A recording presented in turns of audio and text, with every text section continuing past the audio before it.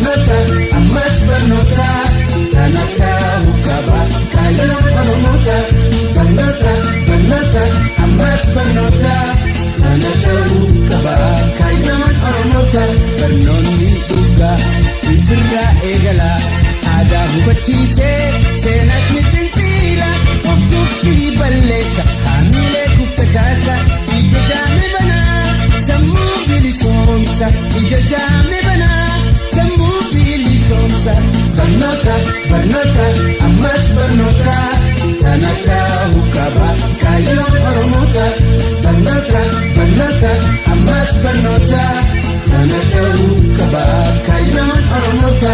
Barnoonni dhugaa seenaadha hundeessa, muuxannoo sabaa aadaa maddisa, afaan Oromooti utubaan barsiisa. Barnoota dhugaatu bilisa nu baasa, barnoota dhugaatu bilisa nu baasa. Barnoota, barnoota, ammas barnoota, kana ta'uu qaba kaayyoon Oromoota.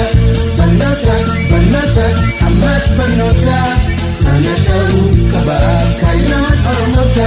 Yeroo hin deebisu argaa boruun jennu, dubartii fi dhiiraan qormaata haa goonu.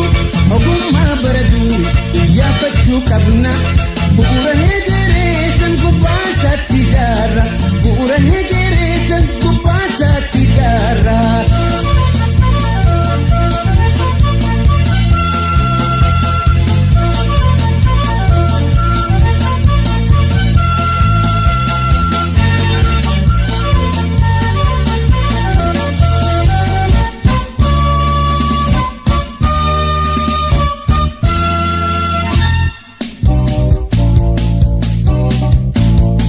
Barnoota, barnoota, ammas barnoota, kana ta'uu qaba kaayyoon Oromoota. Barnoota, barnoota, ammas barnoota, kana ta'uu qaba kaayyoon Oromoota. Deebitu arraaba dubartii fi dhiiraan qoonu, ogummaa barduutu qabna, bu'uura hegereessan gubbaasaatti ijaarra, bu'uura hegereessan gubbaasaatti ijaarra. Barnoota, barnoota, ammas barnoota, kana ta'uu qaba kaayyoon Oromoota. Barnoota, barnoota, ammas barnoota, kana ta'uu qaba kaayyoon Oromoota. Barnoonni dhugaa ofirraa eegala, aadaa hubachiisee seenaadhaas xinxila. Of tuffii balleessee hamilee kufte kaasa, ija jaame banaa sammuu bilisoomsa.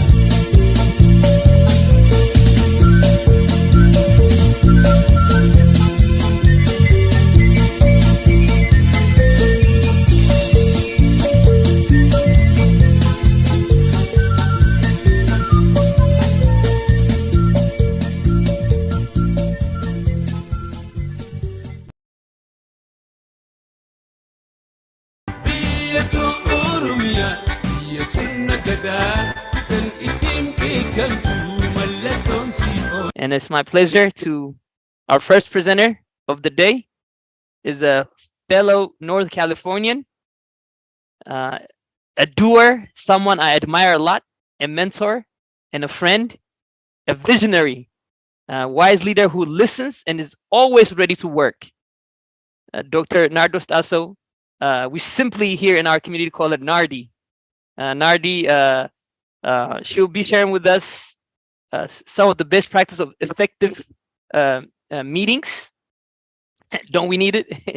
Dr. Nardos Tasso is a principal scientist, toxicologist at Johnson & Johnson, where she serves as the non-clinical safety lead for projects in different therapeutic areas.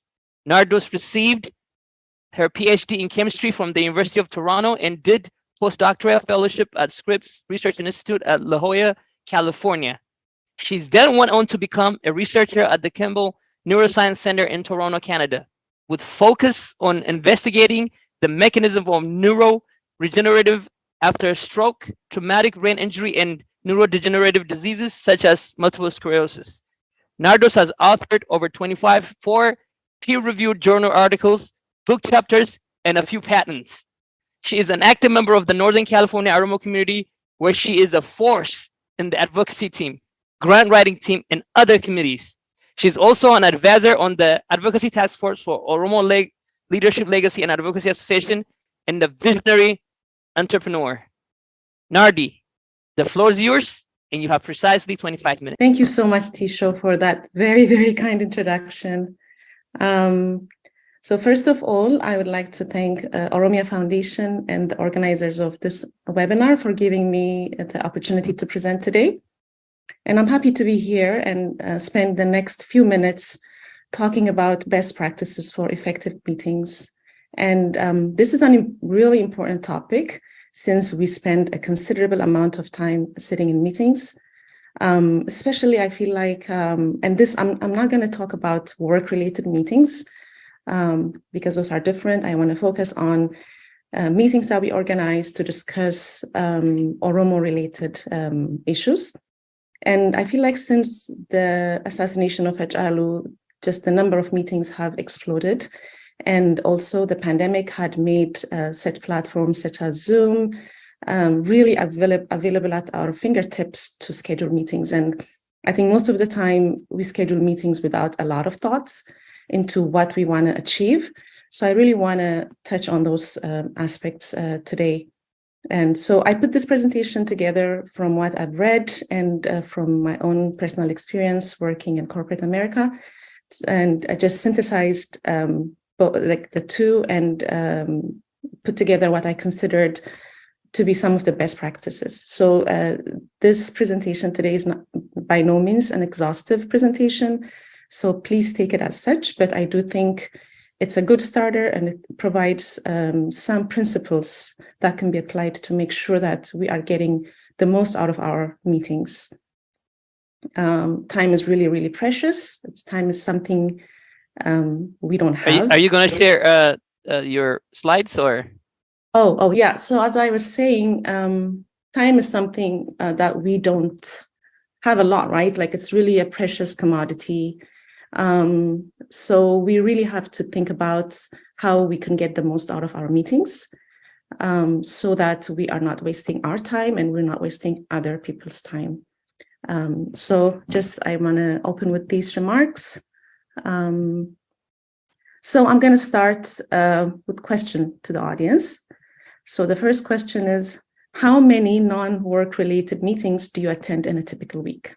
So 1 to 2 meetings per week, 3 to 5 meetings per week, more than 5 meetings per week, or no meeting per week. So please put your answers in the chat to see how much time we do spend on non-work related meetings. So what I'm getting at is like these are side projects you're working on, Oromo meetings that you spend, in a week. So just put some in the chat. And Tisho, can you monitor what people put in the chat?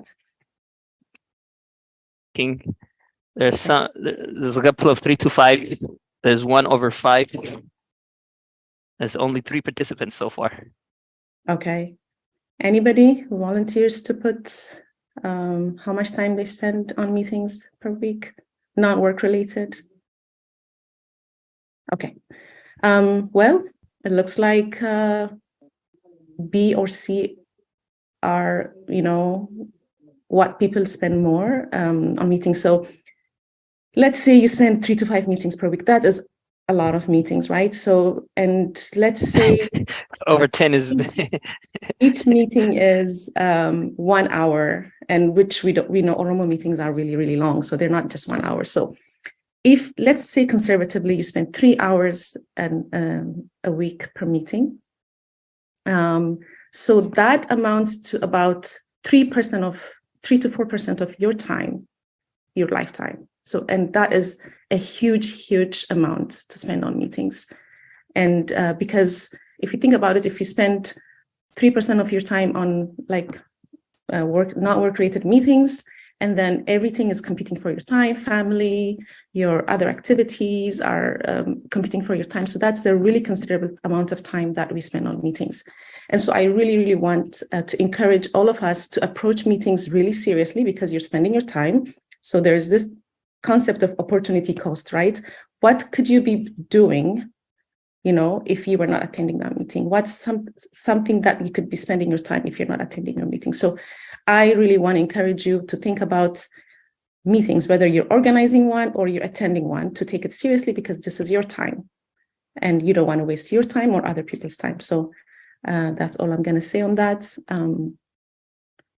And next question, how many do you consider necessary or important? And by what I mean by this is, could this have been taken in a different platform? Could email be sufficient, or a brief phone call be sufficient? So how many of these meetings that you're attending do you consider important? So again, please put your answers in the chat. We got one B so far. Okay. Another B. Another less than 10. One of them is less than 10. Okay. So I consider it in the B. So yeah. I think B is the winner. Okay, so 10 to 50%. So that means we're really wasting 50% of the time that we're spending on meetings. So this is also something we need to think about. Okay, and the third, how do you really decide whether to attend a meeting or not? How do you base your decision? So do you base it on the agenda? Do you base it on what you can contribute? Do you attend a meeting because you feel that you have to attend a meeting, or to just listen and be informed? So quickly, please put your answers in the chat.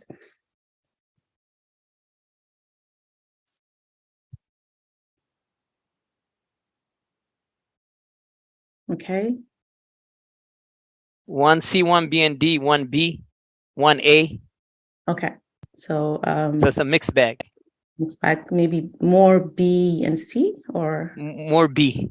More B, because based on what you can. Okay. All right. So this is just for you to think about when you attend meetings. Okay. Now, I just want to highlight what I'll be focusing on. I'll be focusing on the 3 general principles for holding an effective meeting. First, I'll talk about setting the agenda. Of course, the agenda is really important because this is the compass of the meeting. This sets the tone. This lets people know what the discussion is going to focus on. So this is very, very important. And second, starting on time and ending on time. This is also, I cannot stress how this is important. So we'll spend a few minutes discussing this, and then ending with an action plan. So if you spend all your time discussing something and you don't end up with a very specific action plan, then you've wasted your time. So I'm going to spend some time discussing this as well. Okay, setting the agenda. So as I just mentioned, agenda provides the compass for the conversation. This is the direction of the conversation. This lets people know what lane to stay in. And sometimes people come up with all different ideas in a meeting. They could be great ideas, but if it's not on the agenda, then you're not going to cover what you set out to do. So this is very, very important. Setting the agenda is critical. And then if you're a meeting organizer, it's really, really good practice to send the agenda to participants a few days prior to the meeting.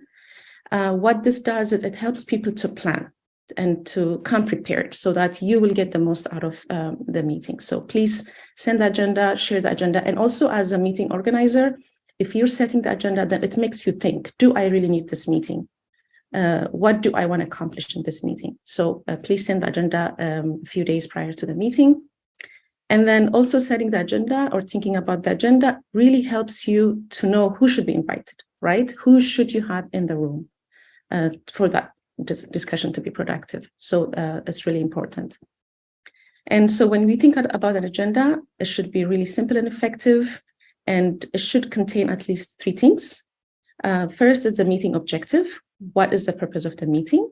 Are we meeting to brainstorm on a certain topic? Are we meeting to make a decision? Are we meeting to align on some idea? So the meeting objective is very, very important so that participants will come prepared.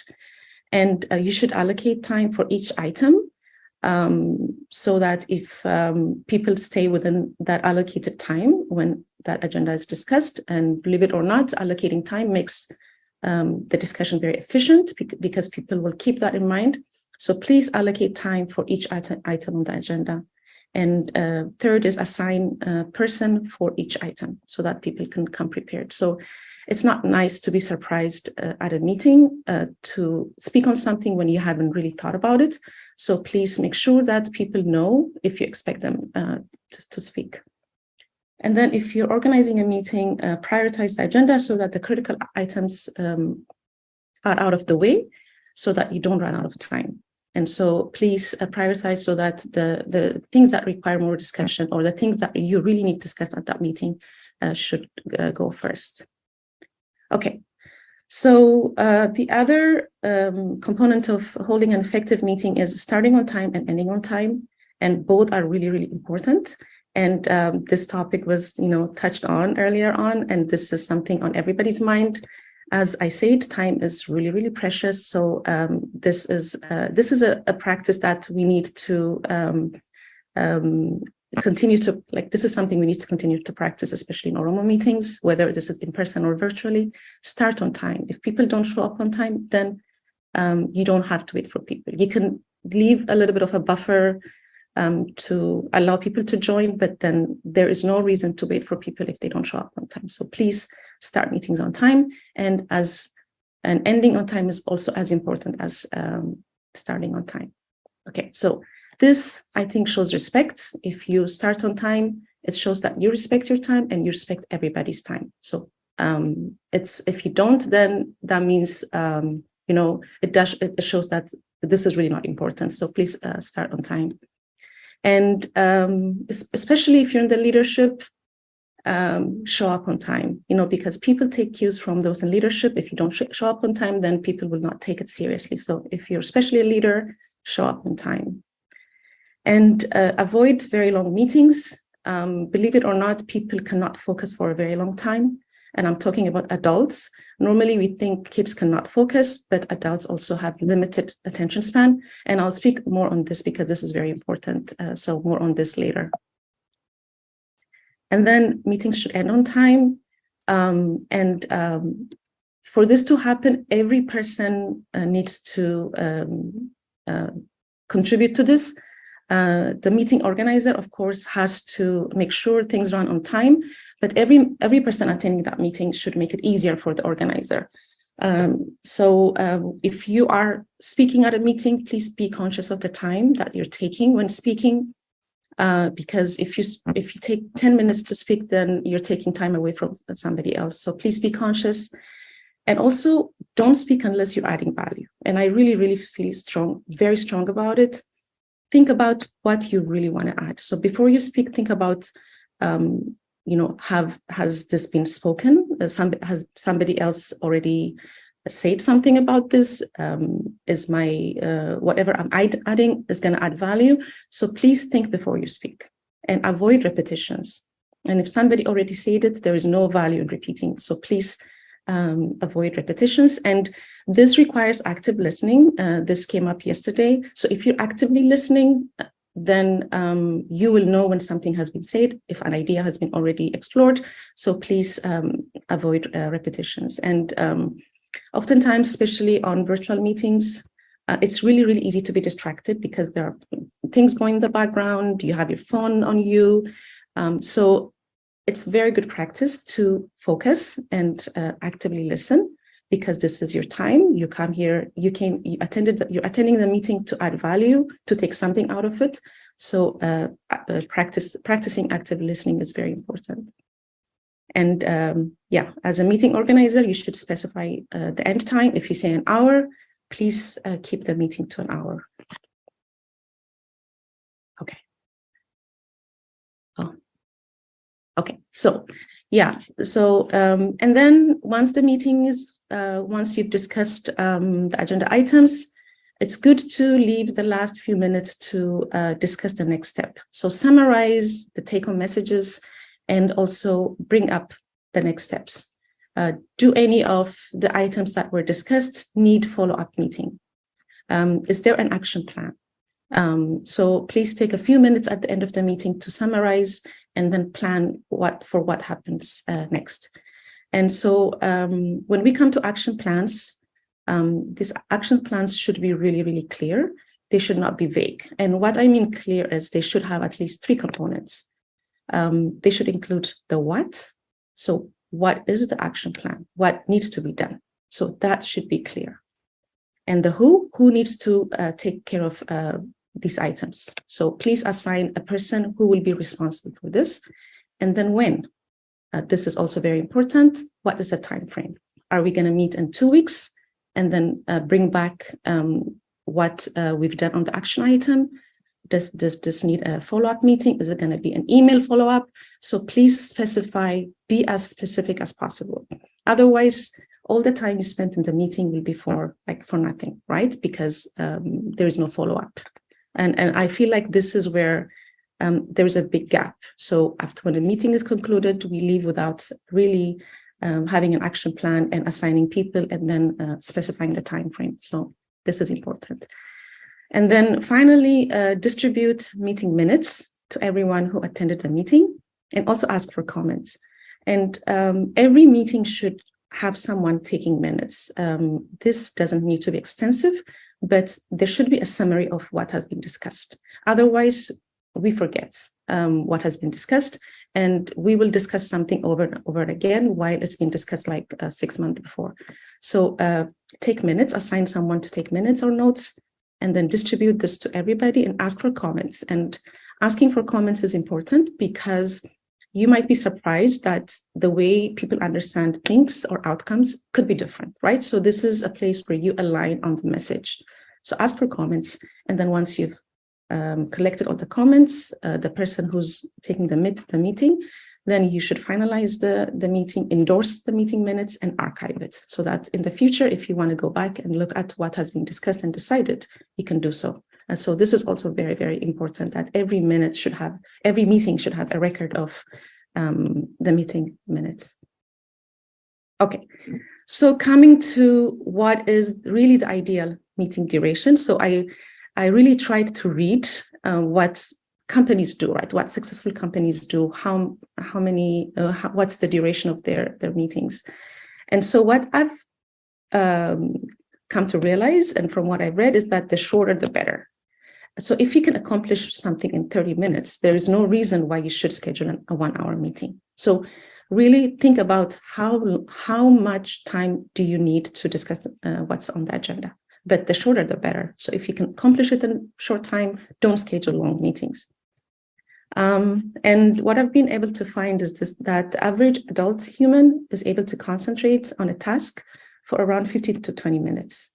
And actually, this could even be lower now because of social media and everything like that's happening so fast, reducing our attention span. So please take this into consideration, right? People are not able to focus for 3 hours. That's just impossible.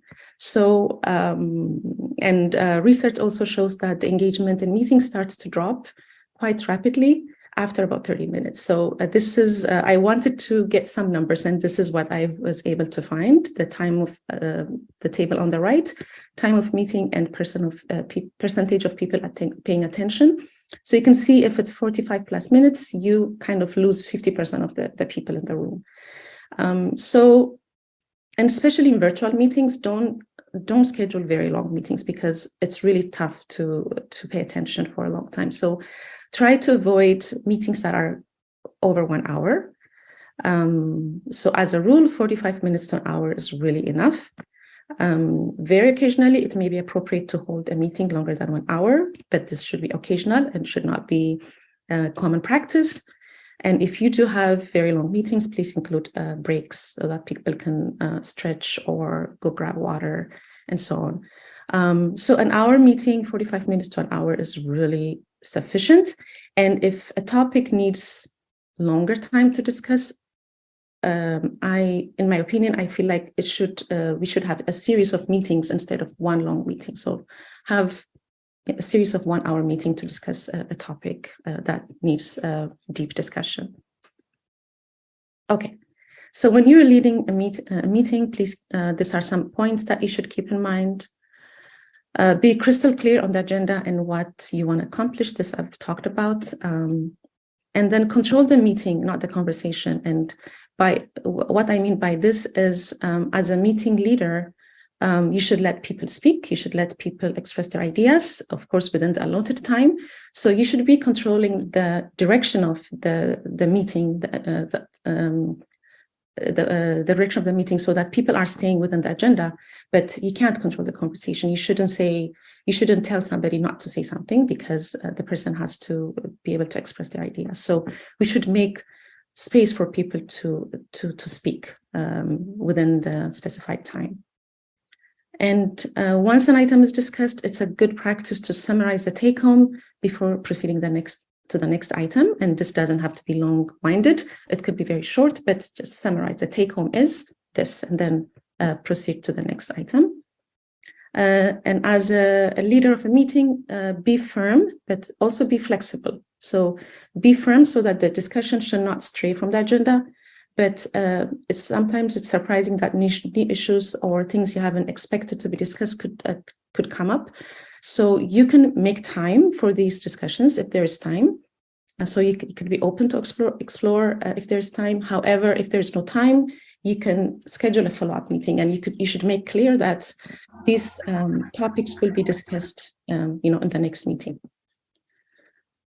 And then finally, I want to touch on managing personality. So when you're leading a meeting, this is one of the key aspects of having an effective meeting, because people are different, right? We have different personalities. Some people like to speak. They'll be the first one to talk. Some people like to dominate a conversation. They don't leave time for others. And some people could be shy. They probably need a little bit of a nudging to speak, but they could have a really, really important contribution to the conversation. So as a leader of a meeting, you should make space for all these different personalities, and make sure that people who need to speak should be speaking. So if you have to call on people, gently you can say, so-and-so, do you have something to add to this? So that people who are shy and not really, they don't like people who don't speak up could have the space to speak. So managing personalities is very important, so that it's not dominated by just one person. Okay, what should you do when you participate in a meeting? Of course, prepare prior to the meeting. So this is, so having the agenda ahead of time really, really helps. So take it seriously, prepare, think about what you can contribute to that meeting. And be on time. We talked about this, and adopt the right mindset. So what I mean by this is be open to listen, be open to be wrong, and be open to contribute. So those are very, very important. So having the right mindset, coming ready to contribute, at the same time to also correct if you're thinking about, you should be thinking about something differently, is very important. And then listen and pay attention. I've touched on this. This is very, very important. You should not, that is your time. You've allocated that 1 hour to be in that meeting. So try not to be distracted by other things. Don't be looking at your phone or having a background conversation if you're attending that meeting and if you're serious about it. So don't interrupt, let others finish their thoughts. This is really clear, and don't ramble, stay on track. So this, before you speak, if there is time, sometimes things happen quickly and you don't have time to collect your thoughts. But if you have the chance, try to be concise and, speak to the message without rambling too much. And then in the end, please be courteous and civil, be nice. Be gentle. There is no reason not to be nice, so be courteous and civil. These are some of the principles we should adhere to when we're participating in a meeting. Okay, so the 3 P's for effective meeting. These are purpose, people, and process. You can see that on this Venn diagram on the left. For effective meeting, you need to be at the intersection of these 3 things. So the purpose is a clearly defined purpose for the meeting. You have 3 minutes remaining. Okay, I'm about to be done. I think 1 or 2, maybe 1 more slide. So a clearly defined purpose is essential. Purpose is not topic or subject. It is the reason we are having the meeting. So is it brainstorming? Is it alignment? Is it decision? So that needs to be clear. People, do you have the right people in the room? Because if you don't have the right people in the room, then the meeting is not productive. And finally, the process. Is this is a meeting the right process to accomplish the purpose? Do you actually need a meeting? So these three things have to come together for to hold effective meeting. And so this is the take-home message: the why, what is the purpose of the meeting? The what do we want to accomplish in the meeting? The who are the key stakeholders who need to be in the meeting? The when's the best time to hold a meeting? So try to accommodate people's time so you can get the best attendance. And then finally, well-defined action plans and roles and responsibilities are key. So this is my take-home message. And when we have these things together, you can have an effective meeting. And thank you for your attention. Thank you very much, Dr. Nardos or Nardi, for a wonderful presentation. I saw a cartoon on one of your slides that says meetings do not have to be endless to be eternal. Yeah. I thought that was a very nice quote that I didn't miss. There's really relevant points that you hit head on, but I will not take time to talk about those because I know our audience would love to engage with this. Raise your hand whenever you want to have a comment or question. Keep it precise. We have the next 15 minutes for that purpose, and I'll call on you. Any comments, any questions? Dr. Gamachu, you go first. Thank you, teacher. Nardi, thank you very much. God bless you. Thank you. Amen.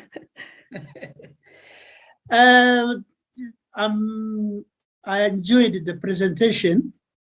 The only thing which I would like to know is how do you control the time when people are late and you are there ready to start, and very few, maybe one set is already arrived.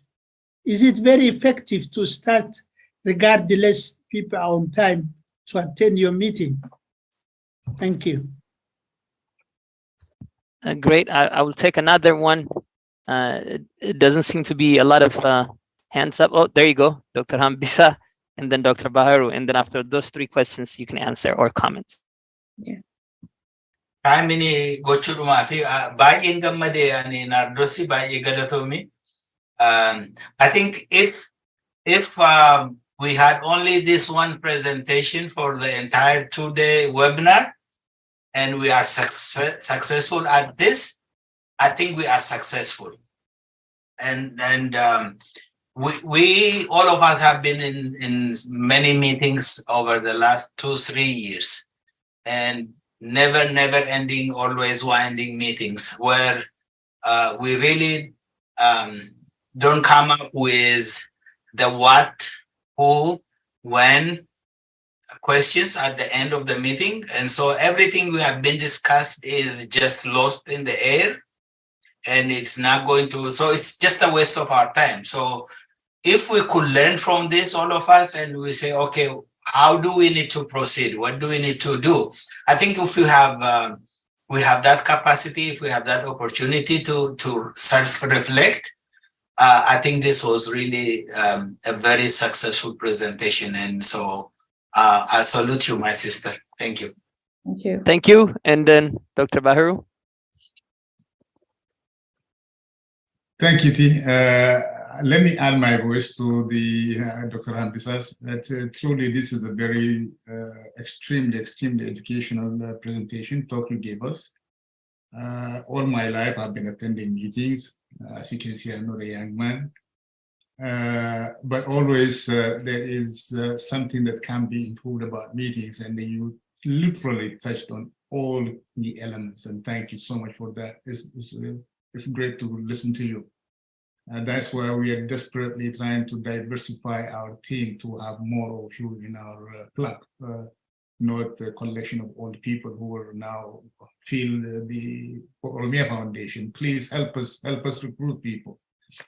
Finally, there are a couple of industries. I know there is nothing you can do about it. Industries in which this is not a bias, this is a reality I lived all my life in different parts of the world, where weekly meetings are literally a religion. and particularly in government business. There is little that you can do to change that reality. Again, as I said, because of the nature of the industry. It's an industry that somewhat depends on a resource that it doesn't have to justify how it's going to be played or how it's going to be enriched.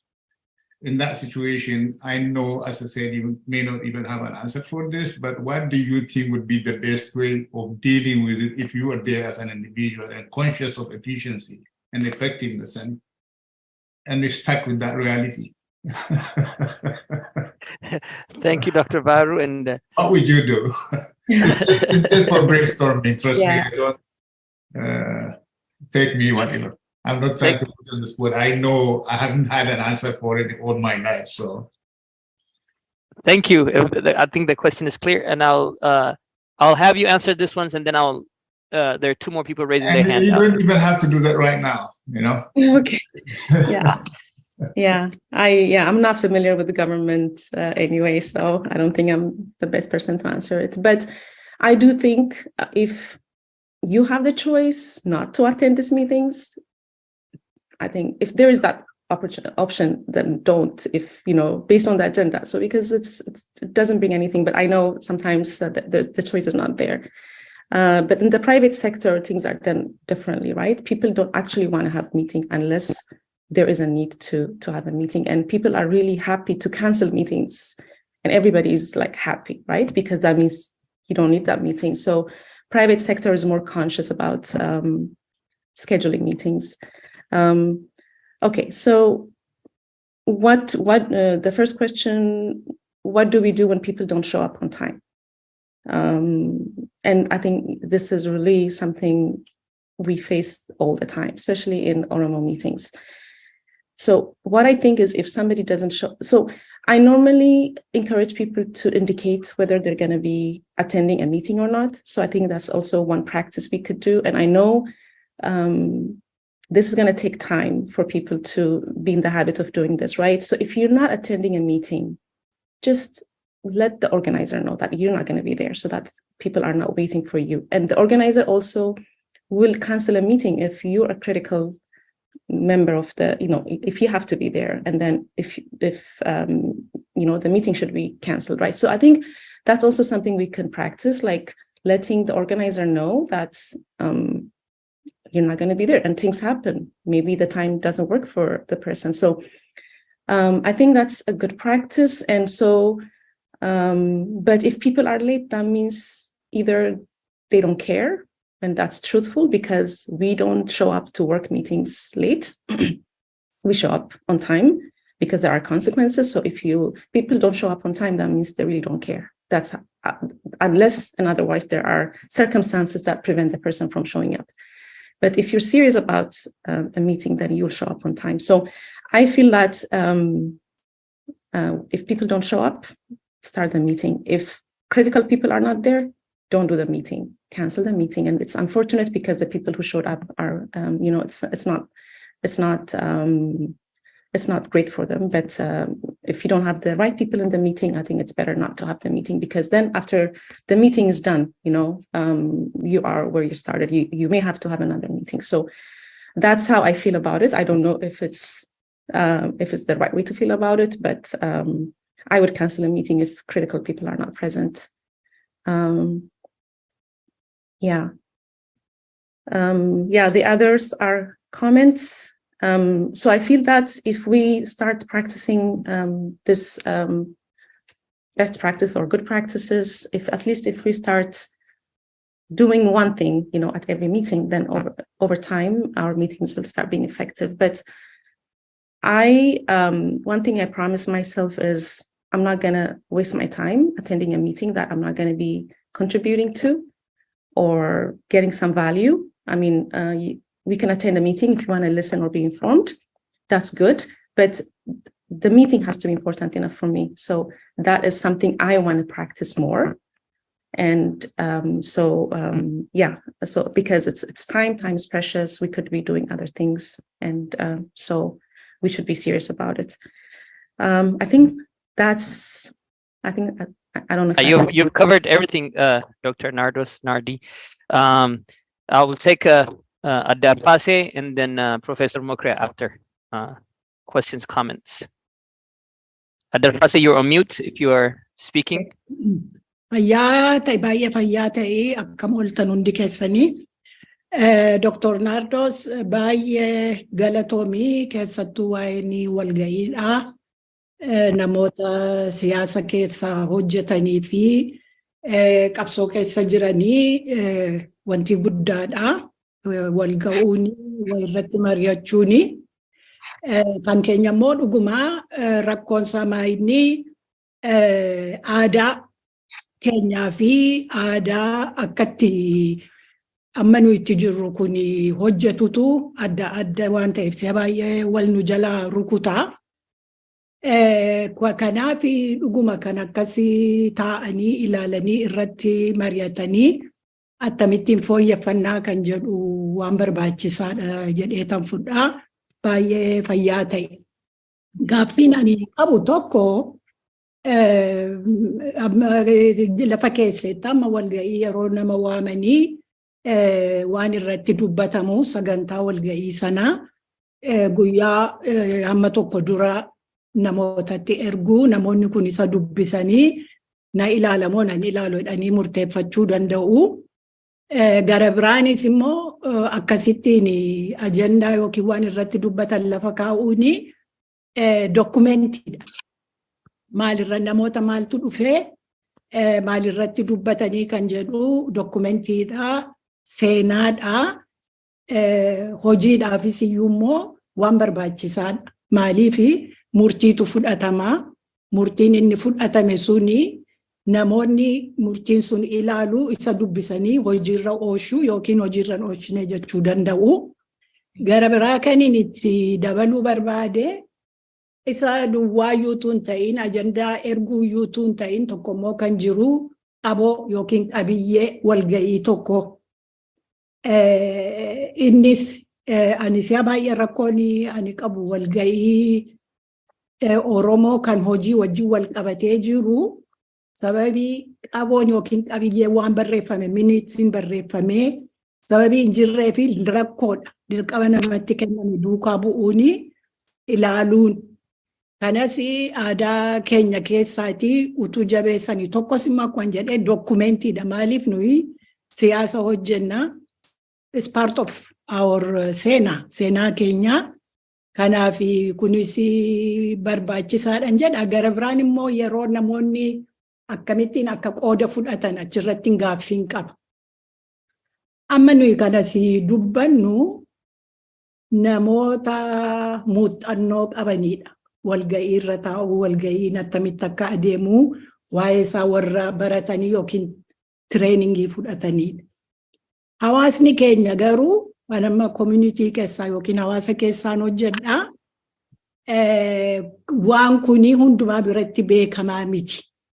Kana akkamittiin wal fudhachiisuu dandeenya jechuun haqa namoota keenya kan harka caalu haqa isaanii eegne hojiinis immoo akka hojjetamu yeroo keenyas immoo akka qusachuu dandeenyu kan attamitti walitti fiduu dandeenya nuyi akka Oromootti.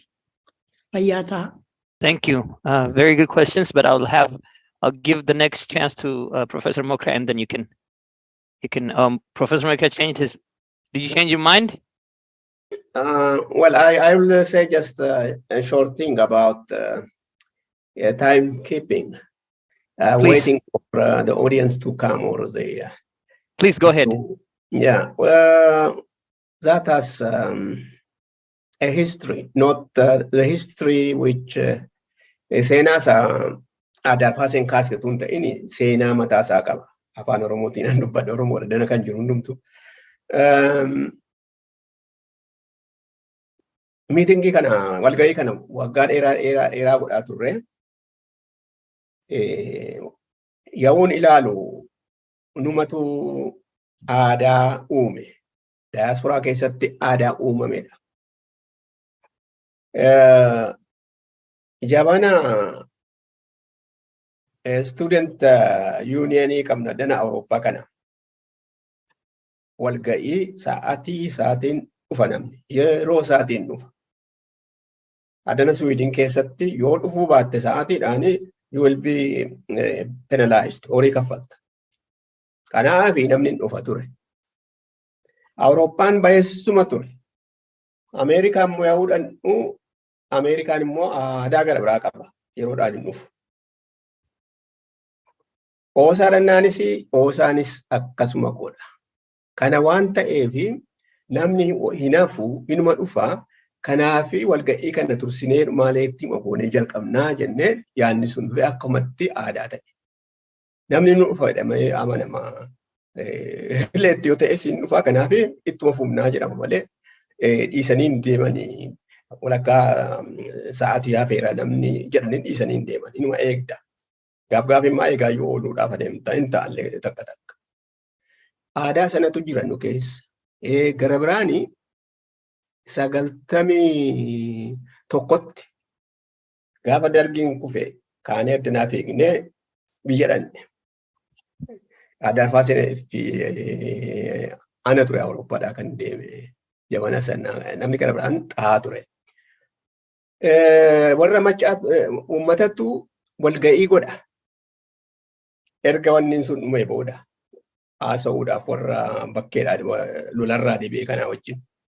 Ani akkuma saddanaa sa'eetanii takka ture yoo naqu lafa taa'uyyuu hin arganne. Namni biyyaa dhufee hoolii sana guutee I could just get a place to sit. You see? Xiqqooma ishee turee dhannaan iddoon hin jiru. Namni biyyaa miillaan deemee makiiwwaniin illee hin jiru. Tiraanspoortiin illee hin jiru. Finfinnee keessa yoo sana dhufee achitti argamee guutee ta'a. Achitti illee aadaa ta'e ranni yeroodhaan walga'ii dhaqan dargii tokko as godhee natti fakkaata. Moodumaa akkas ta'a natti fakkaata. Aadaa kana nuti uume akkamitti ofirraa wanni gonaa jechuudha. Aadaa wanni Habashaa jedhama. Sa'aatii Habashaa jedhama. Baay'isee wayii haala kanaa faranjiin akkasuma hin jedhu. Kana ofirraa akkamitti haqnaadha dubbiin malee nuti uume malee kaalcharii Oromoo keessas kaalcharii adda addaa keessa iyyuu hin jiru. Thank you very much. That's a very good addition. We have only 5 seconds left, but there are 2 gentlemen that are raising their hands. I'll give you 30 seconds each to add to this conversation. Dr. Bahiru and then Dr. Gammachu. And quickly, so are passing it into one and information we cannot at it and they are passing the political case my wide leadership can navy records and mentioning buttons and addressing the children. Abni kuna kumanjal kabajede yo institution gurguddaa keessatti waa'ee humna nama Oromiyaa keessatti cimsuudha haa ta'u iyyuu malee kaayyoon keenya amma kan irratti yaadaa jirru dhaabbolii Oromoodhaa community human rights organization warri necessarily trendy ta'etuun ta'in but murteeffannoo isaaniitiin wanta Oromoo irratti waa'ee dirqamanii fi dhaabanii wanta adda addaa gaggeessinanii olii gadi tattaafataa jiran kanaafi akkamitti basic skillii kun isaan bira ga'uu danda'a. Yoo isheedhanii nu dhufanii yaadni isaa kanaafidha leadership programmii kanas kan itti yaadnee jiruurra oolchuudhaaf hojjetaa jirruuf kanaafidha jechuudha fayyaa ta'a. Oh, thank you very much. Dr. Gammachu and Hall is, I don't know who that is. I'll give you guys literally 30 seconds because I feel like every addition is going to be critical. Go ahead, 30 seconds each. Galaton Tisho, Nardo Sontijo Barbadilla, Untikun, will Bassif Nuan Taefi, Malam will get yoga on Tak Adatiti, Putameto to Jiranamni, Sa Saditio Jaransa Alama Good and Saganta. Namni sa'a kabaja dhuf sa'a lamatti dhuf haga sa'a sadii warrummaan qopheessuu iyyuu hin dhufu. Kunillee akka aadaa ta'u waluma barsiisuu fi moronni morada muraa jennaan kam irra qaraatitu jedhan. Galatoom. Thank you very much. That's very precise. Hall, you're next. Yeah. 30 seconds. Ifama caaltuudha kun I don't know. Caaltu Hall Yeah. Galatomi Dr. Nardus by presentation gaariidhaan illee walakkaadhaan hin dhufee ani seera walga'ii cabseera jechuudha dhiifama. Pointiin fudhadhee waan haasofte keessaa tokko active listening wanta jedhu fi yoo vaaliyuun dabaltu ta'e naasa'inii waan jettee lamaan wal qabatee deemaa kun baay'ee gaariidha walgahii keenya keessatti wanta piraaktisii gochuu qabnudha. Isuma tokko jedhee tokkorra deebi'uu dhiisuu jechuudha. Gaaffiin qabu garuu tokko wanta jette keessaati yoo yeroo namni haasa'uu hin dhaabinii waan jette tokko jira. Inni tarii akadamiyaa keessatti yoo iddoo professional keessatti gaarii ta'uu danda'a. Garuu walgahii akka kan keenyaa kan Oromoo keessatti waan parliamentary procedure jedhan tokkotu jira. Waan akka point of order maal jedhanii yeroo namni karaarraa ce'u dhaabuu dhaabantu jira. Isa kan akkamittiin ilaaltaa sin jechuuf hin jedhee yoo namni pointii isaa waan ajandaarra hin jirre haasa'ee dhaabuun sirra hin jiru. It's when you're a participant. So the leader of the meeting should interrupt people to keep the time. But as a participant, I think it's nice not to interrupt people. So that I think, to me, that's the role of the person who's leading the meeting. So I just want to clarify that was the context in which I spoke when I said don't interrupt each other, don't speak over each other.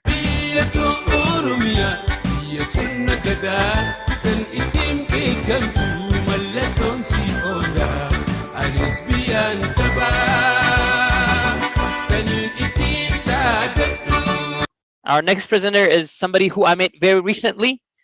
He has been interested in leadership since his early days. He's a true leader and educator who has set foot in classrooms in urban areas and hard to reach remote areas in Oromia. His three favorite words in organizational leadership, correct me if I'm wrong, are respect, engagement, and empowerment. He'll be presenting in one of the most sought after skill set, conflict resolution. That is Dr. Demise Karorsa.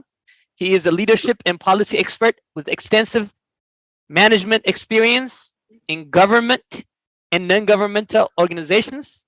Currently, he is an independent consultant in the areas of leadership and policy, project planning and management, and research and evaluations with research institutions and international organizations.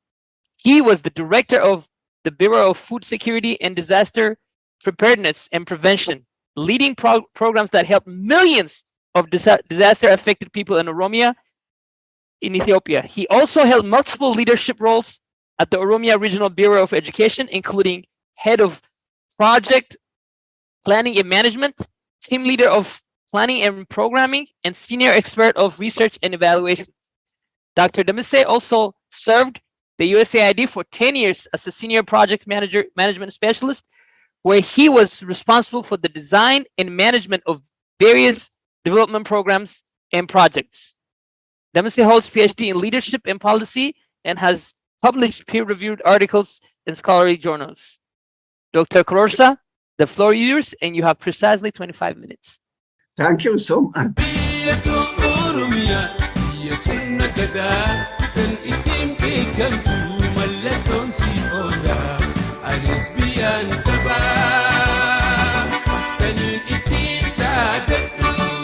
Our next presenter is somebody who I met very recently. He has been interested in leadership since his early days. He's a true leader and educator who has set foot in classrooms in urban areas and hard to reach remote areas in Oromia. His three favorite words in organizational leadership, correct me if I'm wrong, are respect, engagement, and empowerment.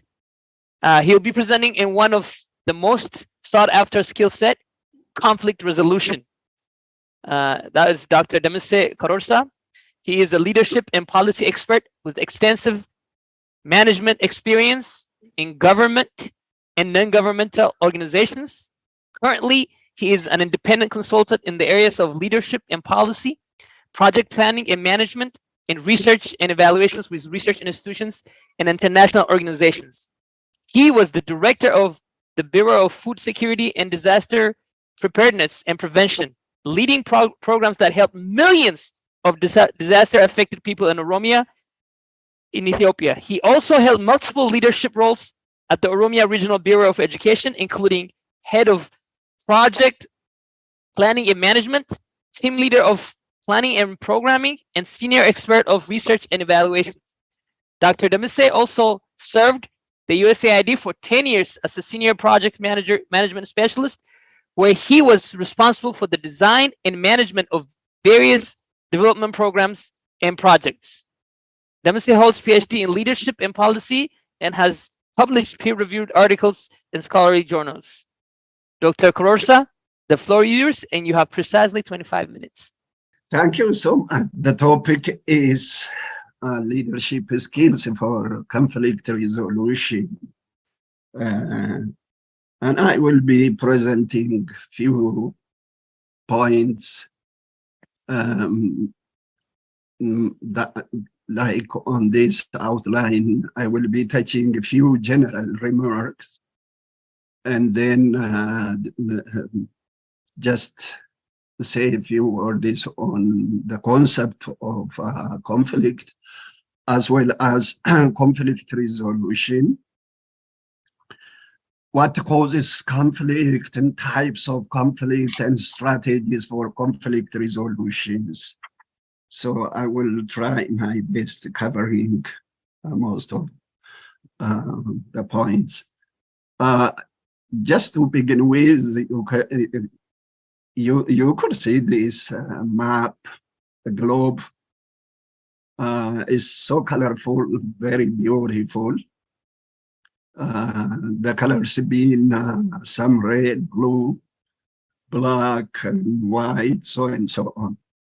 So as this is colorful in different colors, we do have different views, different ideas, different thinking, these different ideologies.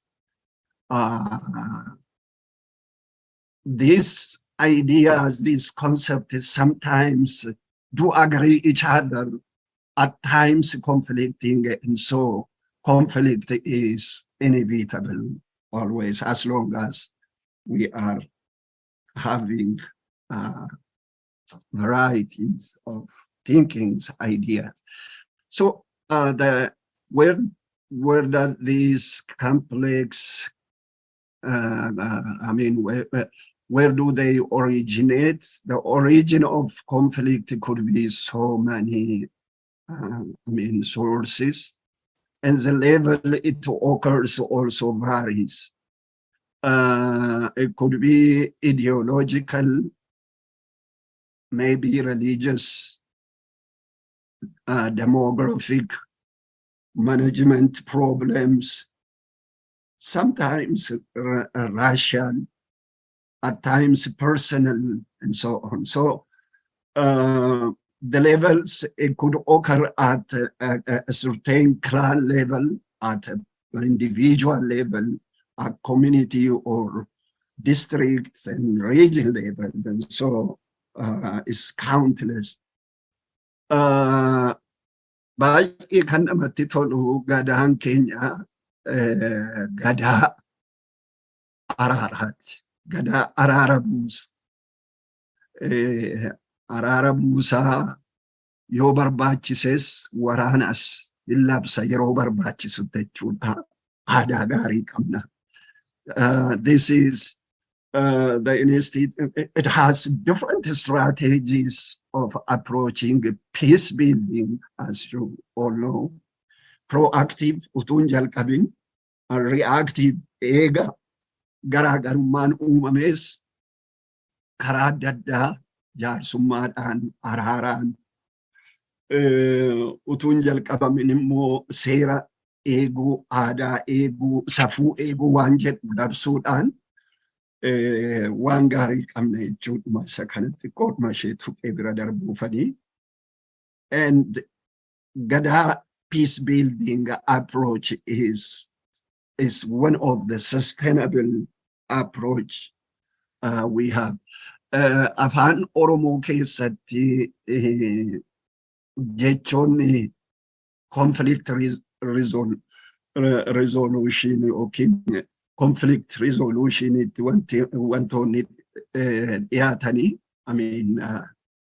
few words related to conflict resolution in Afaan Oromoo.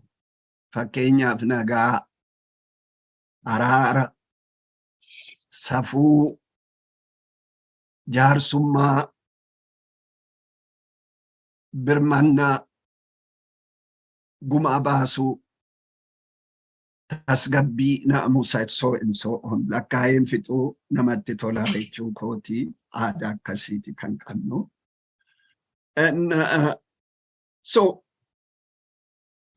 diverging ideas where people pull apart each other have to conclude in shaking hands, coming together, like you see from this picture.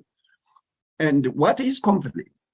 Very briefly, is perceived differences. The way I perceive my difference, my ideas from my colleague could take me to have some kind of conflict or differences. So perceived differences in interests, beliefs, values, or practices that matter to the person or a group, perceived divergence of interests, aspirations, values between parties, groups, and individuals. Causes so many, as I just mentioned in my previous slides, but one of the causes is ineffective leadership, which I want to touch here, unfair treatment, especially I'm speaking in the context of workplace conflict, organization level conflict. So unfair treatments, discriminations, lack of transparency, lack of equal opportunity, and so on. Being overburdened, stress, frustration, and competitiveness when there is no, fair opportunities. All these cause. So I'm running in the interest of time. Task conflict. One of the conflict types of conflict. One is task conflict. In this case, disagreement between group members occur on the goal, on what to be performed, on what to be achieved. As long as we have vision difference, we do not agree, and that is, a big disaster.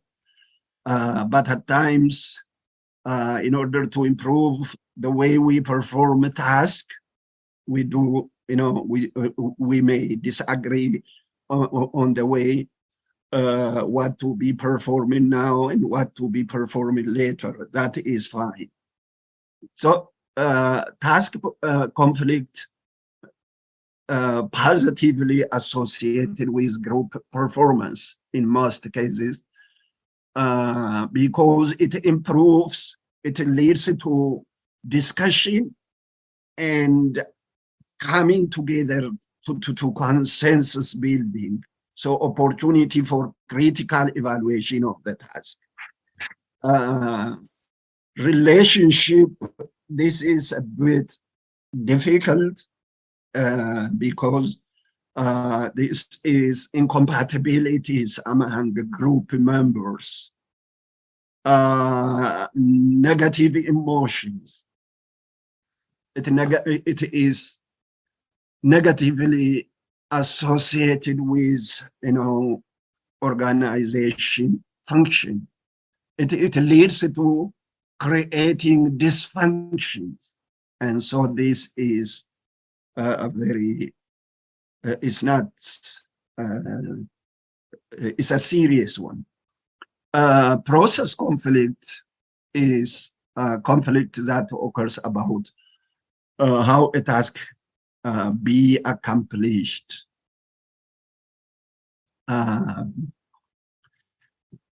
This is process. How do we go about it? Disagreeing about how the process task is done. For example, should the decision be made by a group consensus or a single leader?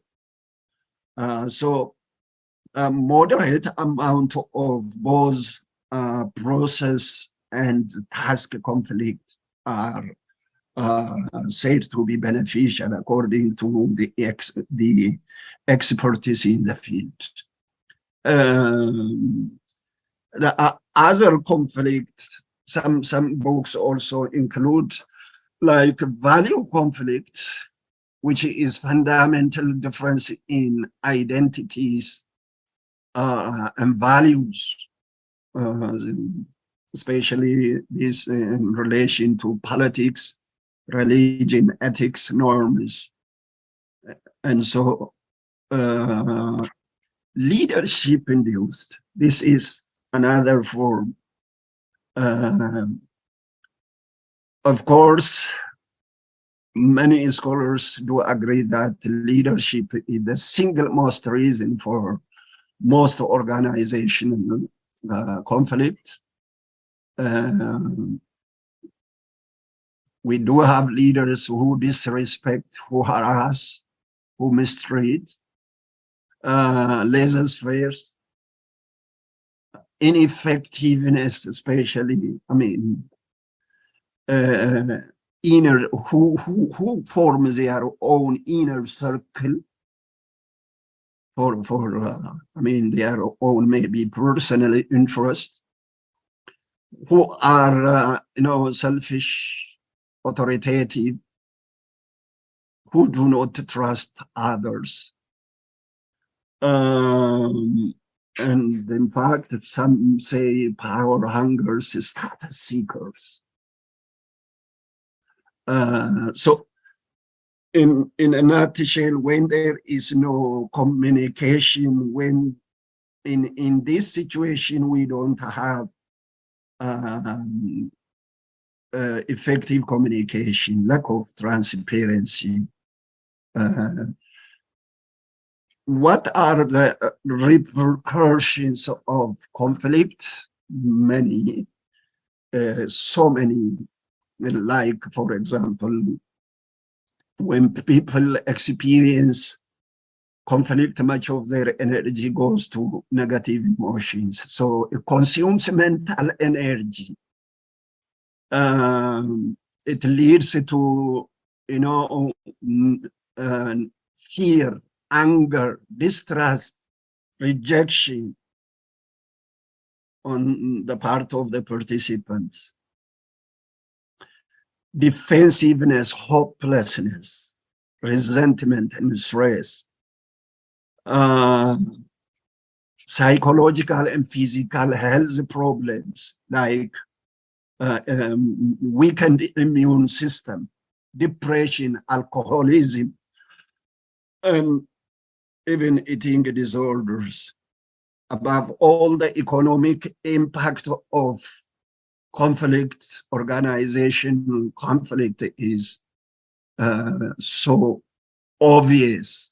For instance, the US businesses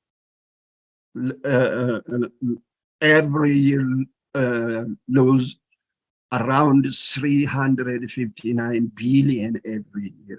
And you can imagine in a very organized country this much, where there is industrial peace, organizational peace, this much amount goes, I mean, are lost because of conflict.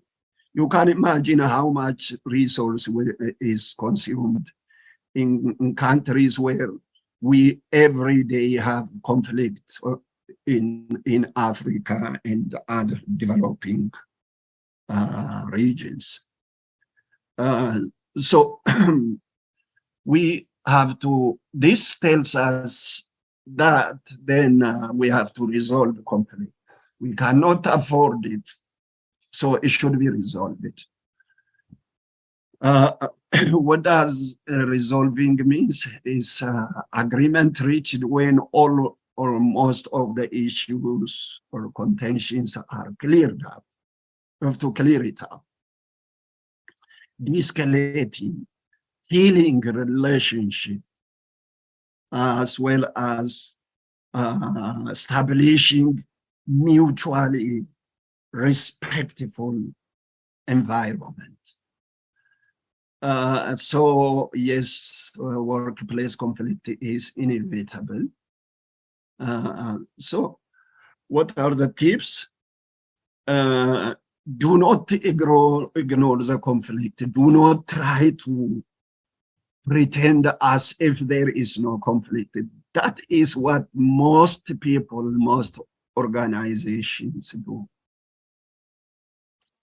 And especially identify the conflict, what the disagreement is about,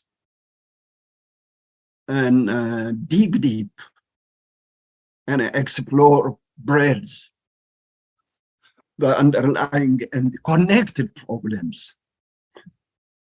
Who are the key players and the hidden powers?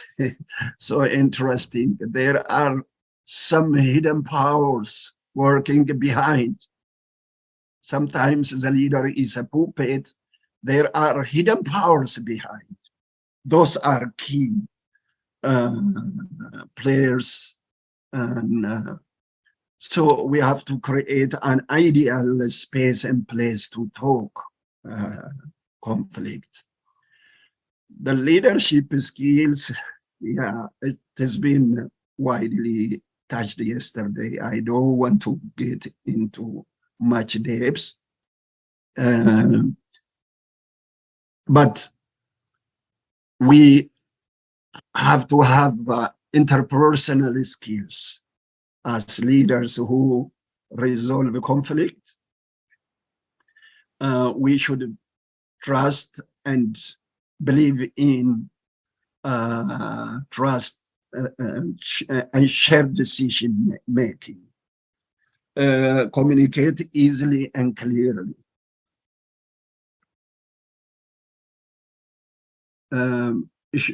Should be influential, good at dealing with people. I mean, these people who could bring people together and resolve conflicts, they do need, you know, such skills, trustworthy, be honest, and self-confidence, as has been repeatedly mentioned yesterday. Social intelligence, the ability to distinguish other people's moods, to understand others, wisdom to accept and respect others, social perceptiveness, sociability, communicating, and emotional intelligence to monitor and share feelings of others, and identifying emotions, reading face, and using emotion to think creatively. So, and also to be open to feelings.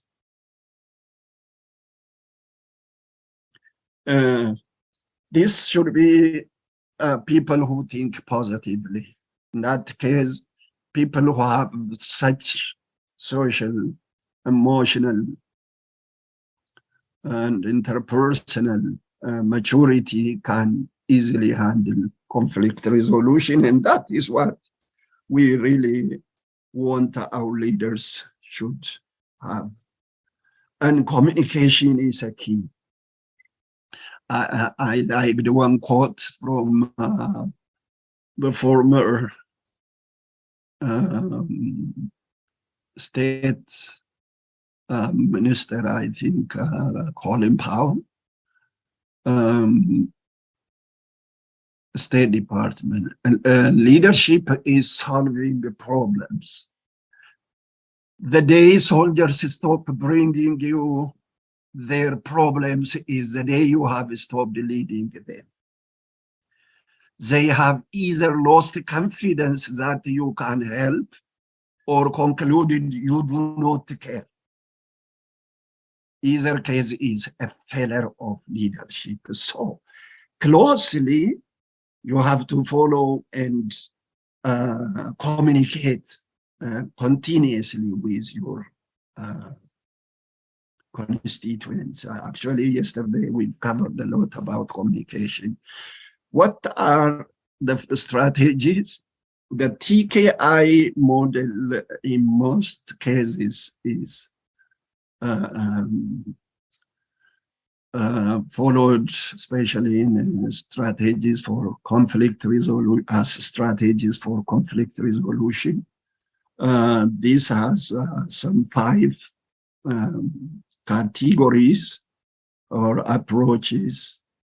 Avoiding, the more you go up, the importance of achieving goal increases. And the more you go horizontal, the importance of relationship strengthens. So, for example, avoiding is one or both parties seek to suppress the conflict. I mean, they disappear and they don't want to show up for resolving conflicts. And to the opposite, collaborating is both parties win. And that is where we want any conflict resolution be, but it is not practical in practice. Accommodating. You have exactly 3 minutes remaining. Oh, I have to run. So just this is same. What are the common mistakes? Let me just touch assumptions or guessing and audacity, that I'm the only person, source of information, overgeneralizing. Sometimes when a situation doesn't match our values, we blow it out. Poor communications being said, digging into the past beyond the border, self-serving fairness. So these are some of the tips. Character attacks. We have to avoid all this in conflict resolution. And finally, discuss conflicts openly, set clear expectation, build active listening skills, and use neutral terms and open body language. And finally, I conclude with what I began: respect differences, appreciate differences. We all have different experiences, beliefs, perceptions.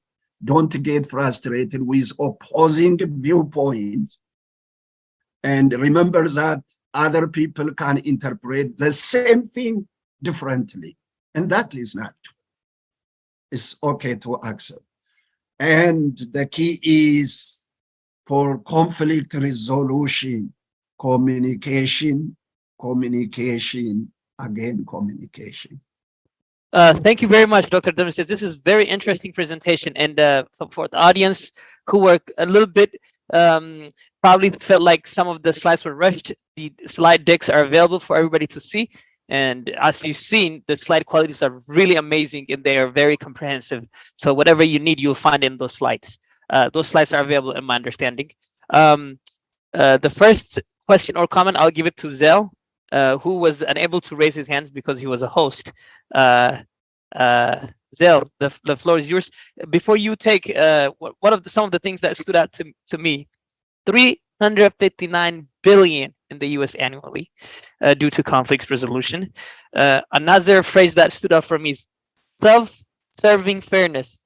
That's maybe he will elaborate later. I'll give him a chance to elaborate on that. Zell, the microphone is yours, and then please raise your hand for the rest of you who wants to comment or have a question. Galatomi Tisho, Ifam.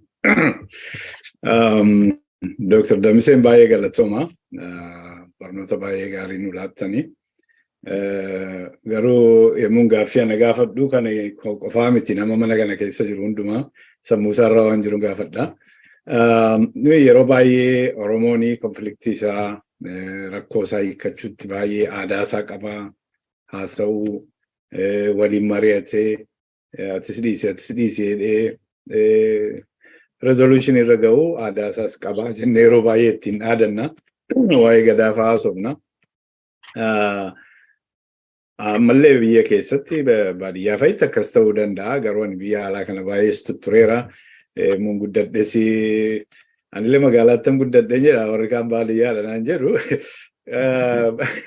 wando sana badan argine attami amma aba Kenya fai mulalu dabo ta siyasa Kenya satau dabo siyasa ko fayu miti dabo tumti marabba civic organization siyu emo lolani takkal mo lolani nan namir conflict resolve go de walitti debe jiro jetun jiru yokan bato ko tubada yokan molachun sani makafat walitti falmani turu malra do felata wanti kuni Mal furman nisamo malata jettu jechurma fanjede payata Dr. Damis. That's an excellent question. So why by the yabo did banna?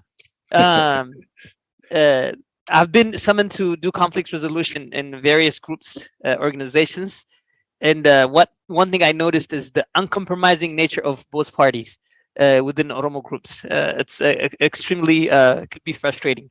Maybe he'll comment on that too, Dr. Gamachu, and then. Dr. Makub after that. Demise baay'ee galatooma slaidii keessan dubbisuuf baay'ee ariifataa ture garuu na jalaa babbadaa ture dhiifama. Gaafii lama qaba hin gabaabsaa Tisho. Tokko, is there any positive outcome from conflict? And the second one is, does the conflict resolve itself or it always needs the third party? Thank you.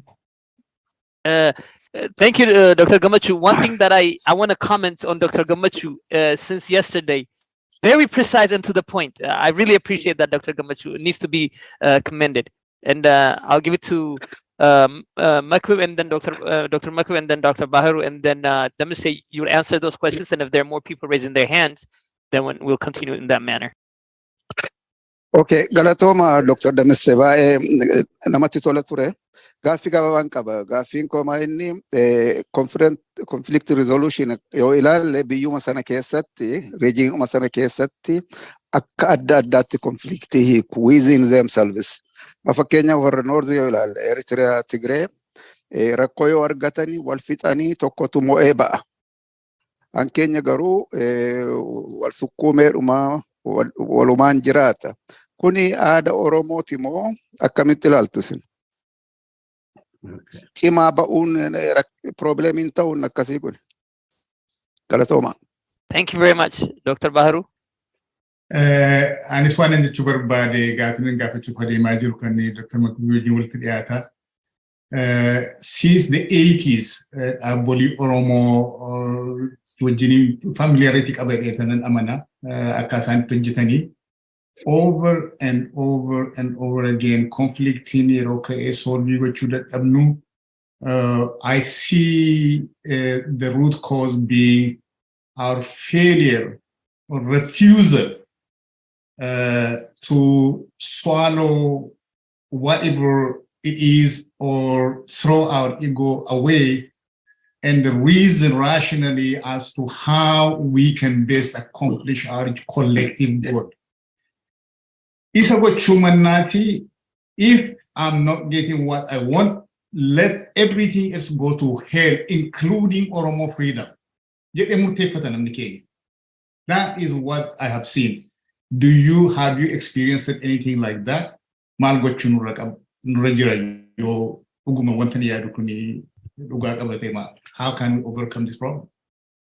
Thank you very much. I think you have several clear and precise questions for you, Dr. Damasi. I will let you answer this and then we'll take more questions after. Okay. Ulfaata baay'ee gaaffii gurguddaadha.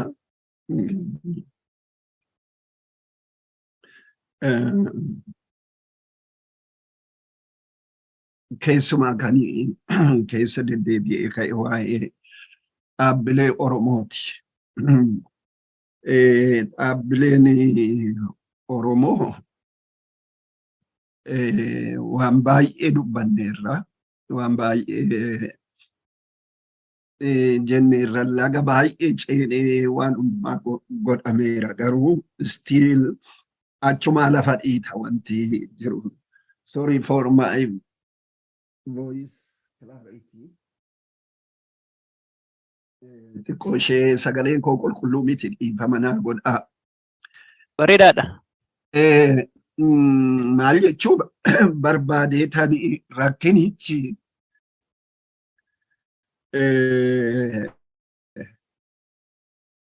irra caalaa baay'eensaa jechuudha.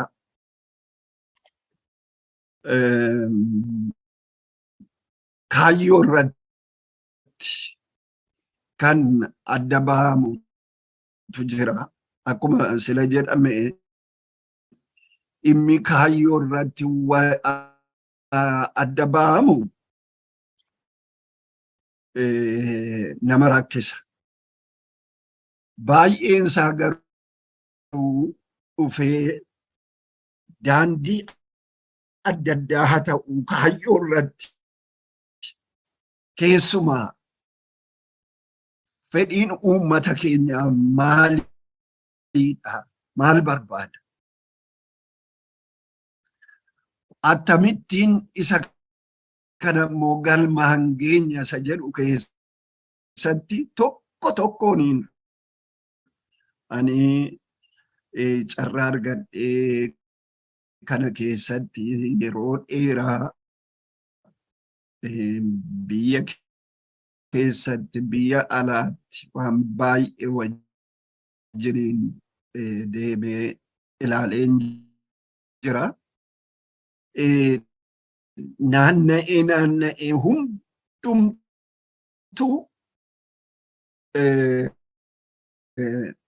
yaadarratti walii galeetu godoosaa gadhiisee garuu walitti dhufuu jibba. Inni kun isa sila Dooktar dhugumaan kaasaniidhaan walitti dhufannaa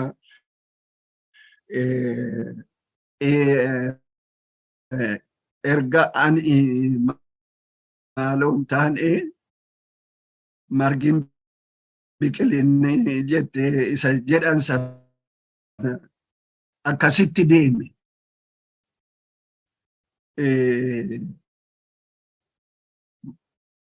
Gara walii bal'achuun wal danda'anii walii wajjiniin dubbachuun by the way akkuma sila kaasaa ture garaagarummaan rakkoo miti.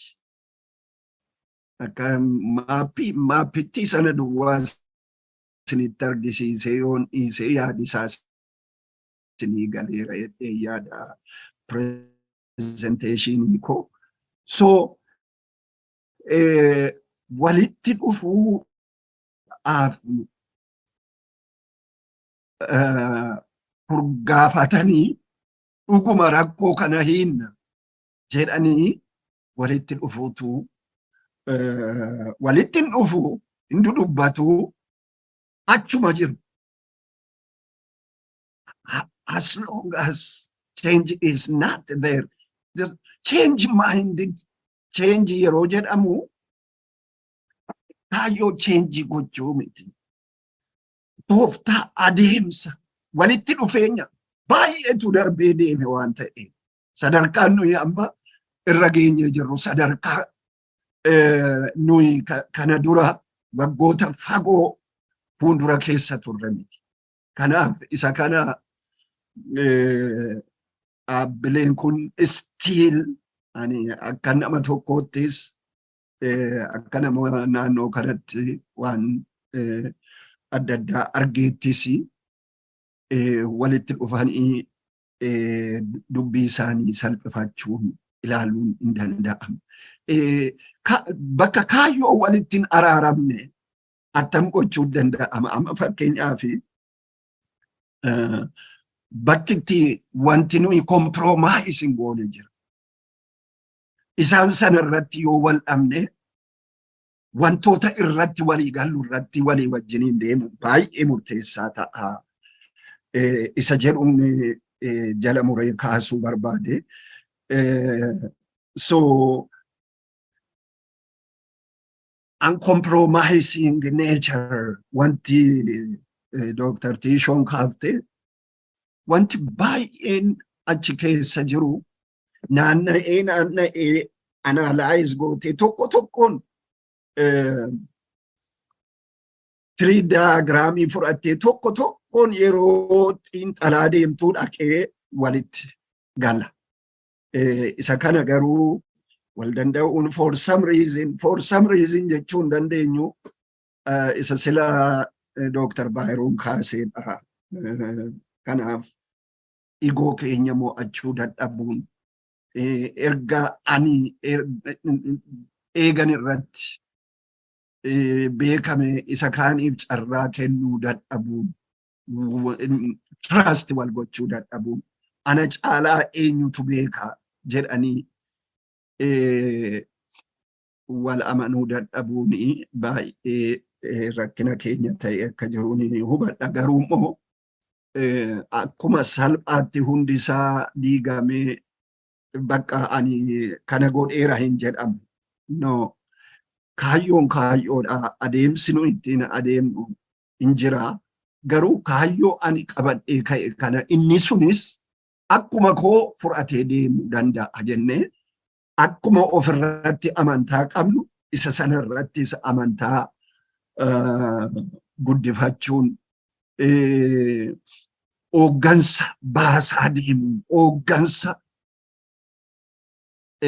jiru cimsaa ijaaraa adeemuu baay'ee murteessaa akka ta'utu natti mul'ata. Inni kun iddoo baay'eetti for one or other reason baay'ee rakkina guddaa waan qabuuf jechuudha. Isa kana akkuma kanatti bira darbaga guyyaa guutuu nu mari'achiisuu danda'a waan ta'eef.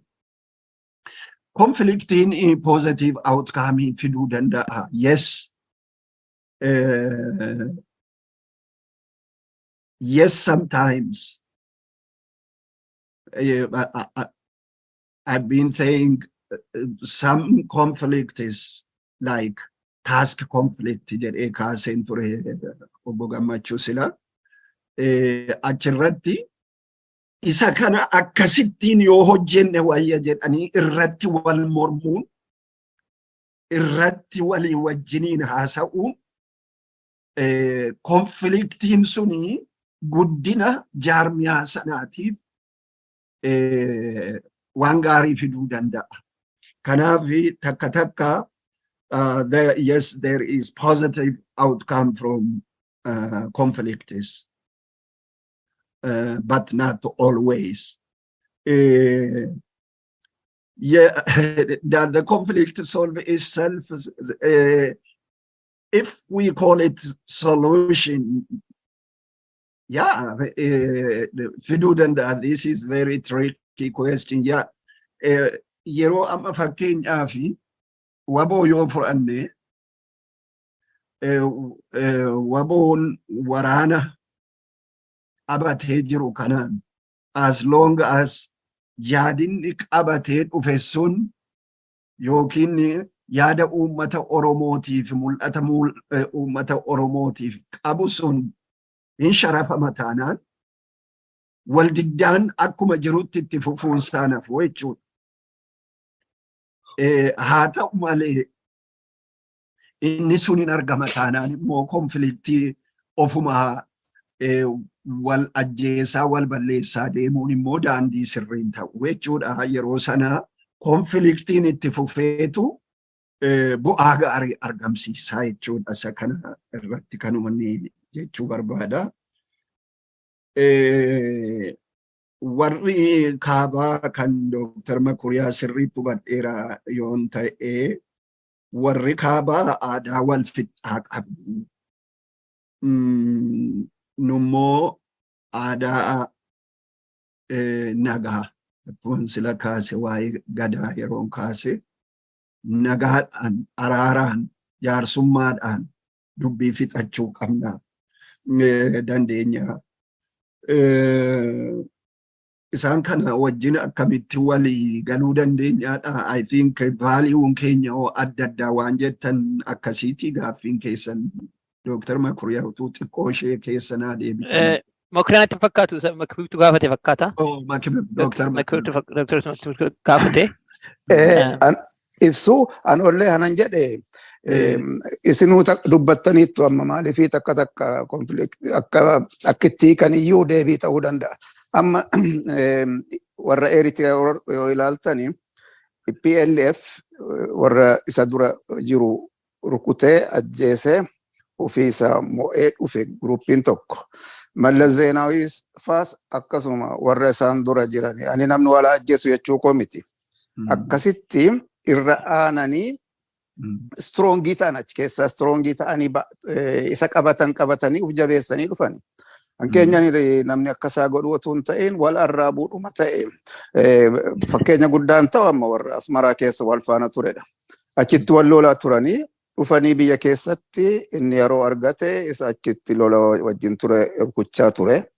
Inni akkasii rakkoon kun aada keenya wajjin wal qabataa an jedhudha. Galatooma. Thank you very much for that clarification. Before I pass it to Dr. Demise, there are two people raising their hand, and the time for the Q&A has expired. However, our late Dr. Hambisa and Professor Makuriyaa take a minute each to give their comments and their questions, and then Dr. Demise take notes, because at the end of the next presenter, we'll have some time to have some lengthy discussions where you can address some of this thing. I'll give you a chance. I'll make sure I put that on my notes. Dr. Hambisa, you're next. Professor Makuriyaa, can okay. Thank you. Professor Makuriyaa,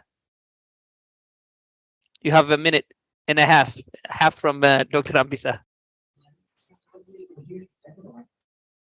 Galatomi Dr. Hambisa. Commenti tokkoon qaba. Aadaa wajjin walitti qabsiiste Dr. Waani kuni aadaa keenya wanta wal qabateedha. Araara buusuuni aadaa Oromoodha. Araara yoo buusan immoo effectively qaba ba'eessa godhe jechuun iddoo ga'a.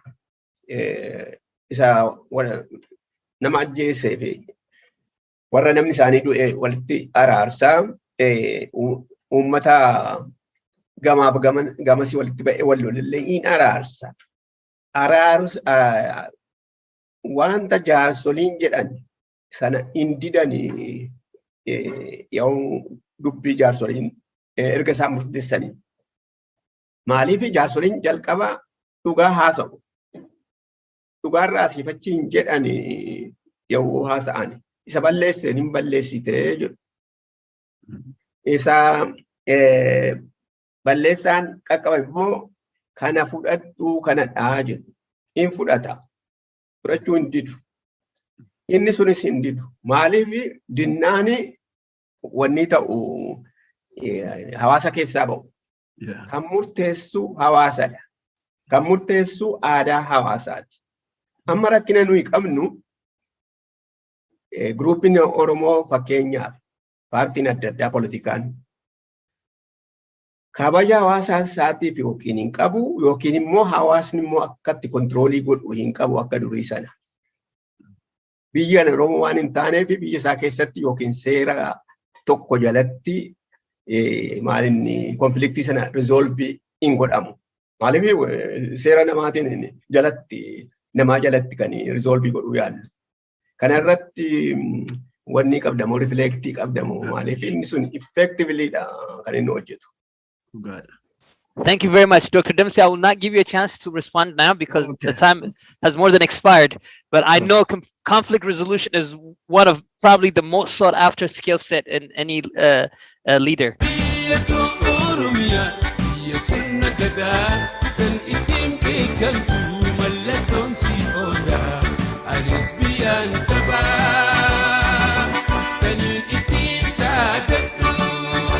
And now, to our next presenter. He's an executive at his workplace and also an executive member of Oromia Foundation, leading several key efforts. This is an insightful man with the precise balance between humor and serious work, a man of action, and an absolute pleasure to be part of any group he's in. He's very intuitive. Even when your camera is not on and you're meeting with him, he will know what you're about to say. I'm very appreciative of this man. Mr. Zel Nagasa, he is a CIO and a privacy and security officer for a healthcare system in the USA with over 20 years of experience leading enterprise IT and information security teams. He oversees the Division of Information Technology and is a single point of accountability for aligning technology investments with business goals, for providing effective and efficient IT services to the enterprise, and for all privacy and cybersecurity controls in the company. Zell, he has several leadership roles in engineering, software development, project, program management, and IT service management fields. Prior to his current role, he's also adjunct faculty in the University of Denver, teaching graduate level information and communication technology courses.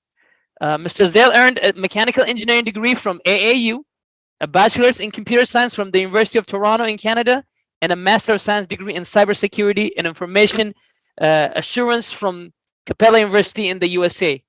He is a member of Project Management Institution, PMI, International Information System Security Certification Consortium, and Information System Audit and Control Association.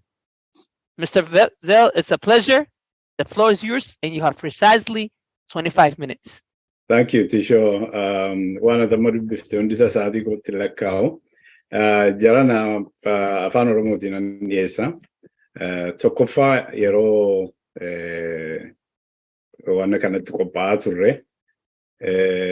Survey Toko Bafneture.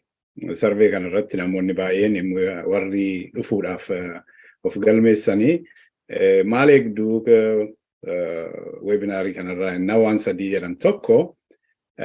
Tools, leadership if management skills afi tools barbana yani harkalibake sark sagaltamishana kazirani harkalibake sark torbatami afrimo advanced topics barbana jirani harkishantami afrimo basic fundamental si barbana jiran so isagana iwanno gochuyale presentation iko kana kesatti in fact, noi quando sai non gire ma t'adressa context che non fin barbade planning ifis taski delegati go chufisi anyway project management for leaders so one and two alatre wani warrior register dite war galmae isano ani sanjera niraka uyale garuba ikasani taskesa jirambe koma so Mali project management in warra hoggansaf ke hoggan rajrani barbachisa sajelu bayelle walittimun kamnu Mali fi jiro hojjetamu qaba akkitti dhaabni tokko jiro hojjetu ilaaluuf deemna isa keessatti iddoo qaba waa'ee beekumsi bulchiinsa projektii jennu kuni project management jennu kuni afaan oromooti waan ta'eef waan tokko yoo hiikkaan gosirrii ta'uu dhiise baraan jiraadhiifama gootu so mal kika irona kenname kana keessatti tokko waluma galatti kontekstii isaan argisiisu barbaade jecha tokko moon ilaalla projektoonni baay'ee maaliif kufuu maaliif bakka ga'an kan jedhu qaa tokko irratti dubbadha milkaa'uuf maal isaan barbaachisa kan jedhusi isa booda attamittiin qindaa'u attamittiin ijaaramuu qaba projektiin tokko iddoo ga'uuf kan jedhu namichi projektii sana bulchu immoo nama attamii ta'uu qaba, kompiitensii attamii fa'aa qabaachuu qaba kan jedhu. Kanaachi qajeelfamatti waliin hojjetanii methodology waan ta'uu danda'u project management life cycle kan jedhamu. Kanaachi warra advanced topics barbaadaniif immoo yeroon illee jiru yoo ta'e waa tokko tokko itti argisiisee darbuun barbaada. Warra caalaatti baruu barbaadu, warra certified ta'uu barbaadufis wannoon qaba odeeffannoo. Kanarraa kan hafe hunda caalaa waan gochuu barbaadu projektii shanan tokkotu jira. Projektii shanan tokko kan finnee ammayyuu hojjechaa jiru innuma Oromootiif kan ta'e dhiifama naa godhaa. Lamaan tokko immoo kan amma jalqabaa jirru Oromiyaa Foundation wajjin isarratti akkasin beektanii, akkasin nu gargaartanii, akkasin nu duukaa hojjettan waan barbaadnuuf waa'ee isaan dubbadha. Kanaan inni xumuraa yoo gaaffii qabaattan immoo deebisuu yaala. Tokkoffaa walumaa galatti dhaabni tokko projektiin attamitti dhalata eessaa dhufa isa jedhu yommuu ilaallu dhaabni tokko inni ijaarama mul'ata qaba. Mul'ata isaa kana yeroo akkasii keessatti iddoo akkasii ga'uun barbaada, waan akkasii arguun barbaada jedha. Isa kana mul'ata kana jirurra oolchuu fi immoo ergama yookaan miishin isa jedhan kana mul'atuma qabaateef waan achi hin geenyee fi miishin isa jedhan kana ergama isa jedhu kana lafa kaawwata akkasittiin kana godheen mul'ata koo sana bira ga'aa jedheetu lafa kaawwata jechuudha. Isa mul'ata lafa kaawwate kana immoo caccabsuu qaba. Tarsimootti baafatee tarsimoo sana caccabsee akkasittiin hojjedhaa. Kaayyoo kan qaban jiruu caccabsee wanno gochuu qabaa jechuudha. Isa keessatti projektiin kuni akka lamatti ergama isaa kana miishinii isaa kana bakkaan ga'a jechuudha. Dhaabni sun tokko operations management jedhama, isa guyyaa guyyaatti hojjetamudha. Inni tokko immoo project management bulchiinsa projektii kan jedhamu kani jirudha. Yaada aspirational wannoota irraa ka'ee gaamma gara tangibilitti gadi adeemaa jechuudha. Projektiin achitti nu fida. Wannoon kun waa'ee projektii waan ta'eef waa'ee operations management waan hin jedhu miti. Garuu maal jechuudha projektii jechuun? Projektiin tokko maa inni mataansaa? Projektiin tokko amalli inni qabu tokko waan yerooti. Yeroodhaan kan daanga'eedha, kan daanga'ameedha. Waan baay'eedhaan daanga'ama haasa'uuf deemna. Garuu yeroodhaan kan daanga'ameedha. Waan yeroo hundumaatti fufamee hojjetu miti. Jalqaba qaba, dhuma qaba. Waan haaraa uumuudhaaf dhufa projektiin. Tajaajila haaraa yookaan oomisha haaraa ittiin akka uumnuufitti projektiin tokko dhalata dhaaba tokko keessatti. Yommuu dhalatu maaliif dhalata? Value generate gochuuf dhalata. Gatii, bu'aa, faayidaa kennuudhaaf dhalata. Akkamittiin goona projektii kanaa waan inni oomishee lafa kaa'u qabu, waan deliverables jedhan kana caccabsina. Inni itti bahiinsa projektii kanaa ta'a. Dhuma projektii kanaa jechuudha. End result projektii kanaa ta'a. Isatu faayidaa nu kenna jechuudha. Faayidaa sanatu gatii nu qaba jechuudha. Value nu kenna jechuudha. Akkasittiin projektiin kuni mul'ata dhaaba sanarraa kaanee hamma value manni generate godhutti caccabsinee gadi finnaa jechuudha. Yeroo baay'ee projektii fi operations namoonni baay'een garii baasanii ilaaluun rakkatu. PMI Project Management Institute kan jedhamu kan baay'ee waa'ee beekumsa projektii kanaa bulchiinsa projektii kana yeroo baay'ee associationii tokkotu jira. Isaanii akka jedhanitti akka isaan nutti himanitti tokko projektiin kan yerooti. Operations waan yeroo hundumaa deemudha. Jechuun projektiin jalqabaaf dhuma qaba innerra operations amma dhaabisuun deemutti yookaan gaafa dhaabisuun kaayyoo isaa jijjiira operations isaa jijjiirama yoo ta'e malee inni baankiin horii nama kennuuf ijaarame horii nama harkaa fuudhuuf kennuuf ijaarame yeroo hundumaa isa hojjetaa jechuudha. Inni operations isaati jechuudha.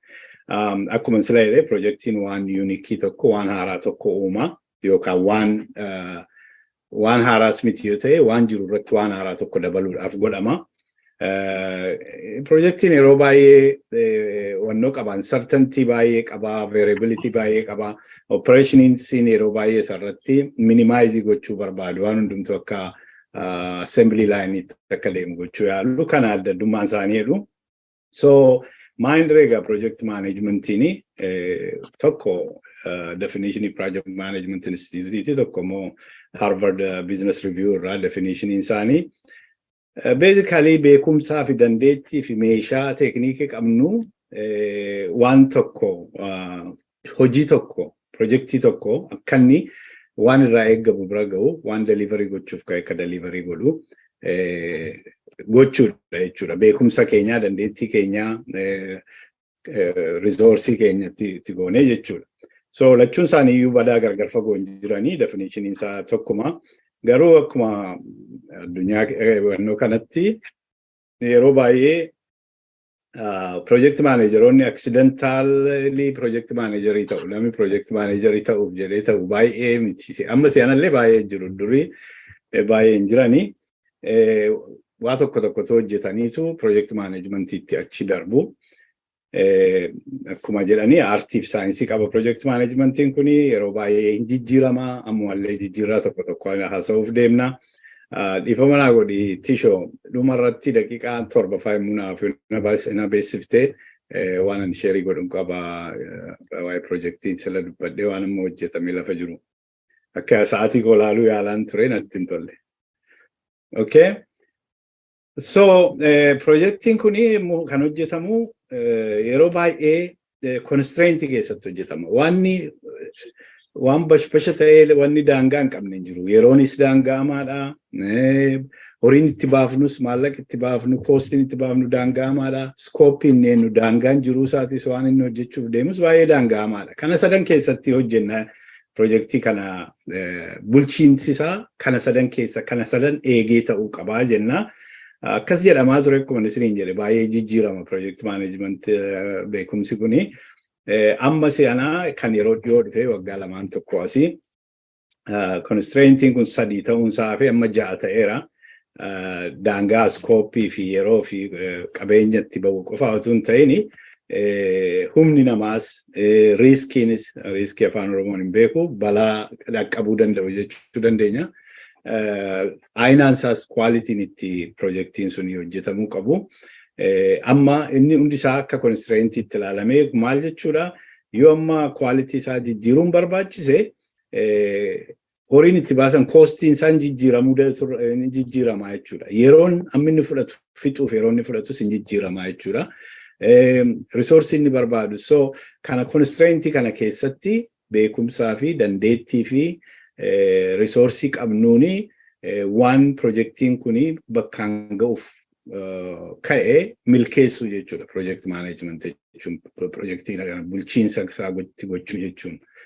So projektiin baay'ee kufuu jedhama maaliif projektii gurguddaa xixiqqaa kan giddu galeessi baay'ee waan jiraniif hammana kufa jechuun barbaanne ammaa fi garuu waan baay'eedhaaf kufu sababa baay'eedhaaf kufu yeroo tokko kaayyoo isaaniitu ifaa miti yeroo tokko akka gaariitti hin karoorfamne yeroon isaanitti bakka ga'uuf yaadanii baay'ee gabaabaa ta'a. Yeroo tokko waan adda addaaf ta'uu danda'a.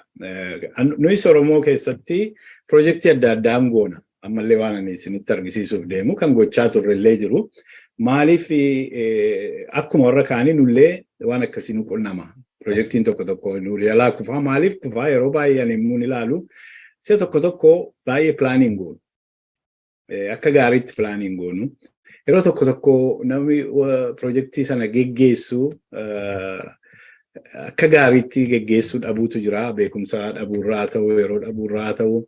Yeroo tokko warruma wajjin hojjennu warra tiimii garee wajjin hojjennu kanatu dysfunctionalidha yeroo tokko. Projektiin kufuun garuu kan keenya qofaa miti.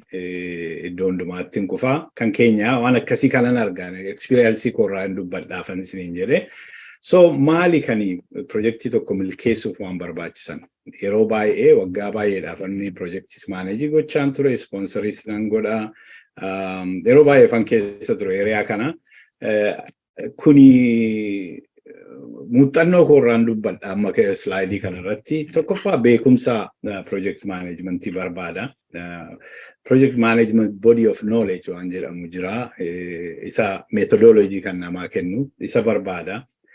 Lammaffaa hoogganni olaanaan yoo hin deeggaru ta'e projektii kana projektiin kun bakka hin ga'u kanaafi milkaa'uu fi hoogganni olaanaan dhaabichaa deeggaruu qabu. Oromoo keessatti illee akkasuma yoo sadarkaa gararraatti hin deeggaramu ta'e projektiin bakka ga'uu danda'u hin jiru. Lammaffaa sadaffaa kaayyoo dhaaba sanaa wajjin kan wal simatu yoo ta'e malee yoo kaayyoo dhaaba sanaa wajjin wal hin simatu ta'e rakkoodha.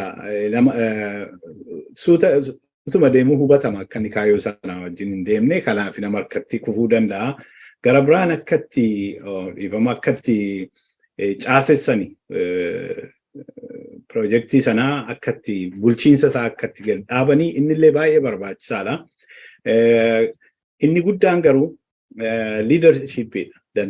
Hooggansa guyyaa lamaan kana haasa'aa turreedha. Keessattuu kaleessa namni tokko servant leadership Dr. Nardo sanatti fakkaata kaaftee turte. Keessattuu servant leadership inni projektii tokko bakkaan ga'uudhaaf baay'ee barbaachisaadha. Maal jechuudha servant leadership jechuun? Maa inni characteristics attamii qaba, trait attamii qaba namni servant leaderii ta'e. Keessumaa projektii keessatti maal jechuudha? Tokko nama fakkeenyaan geggeessu, nama leading by example, kaleessa Dr. Ambisaadha natti fakkaata.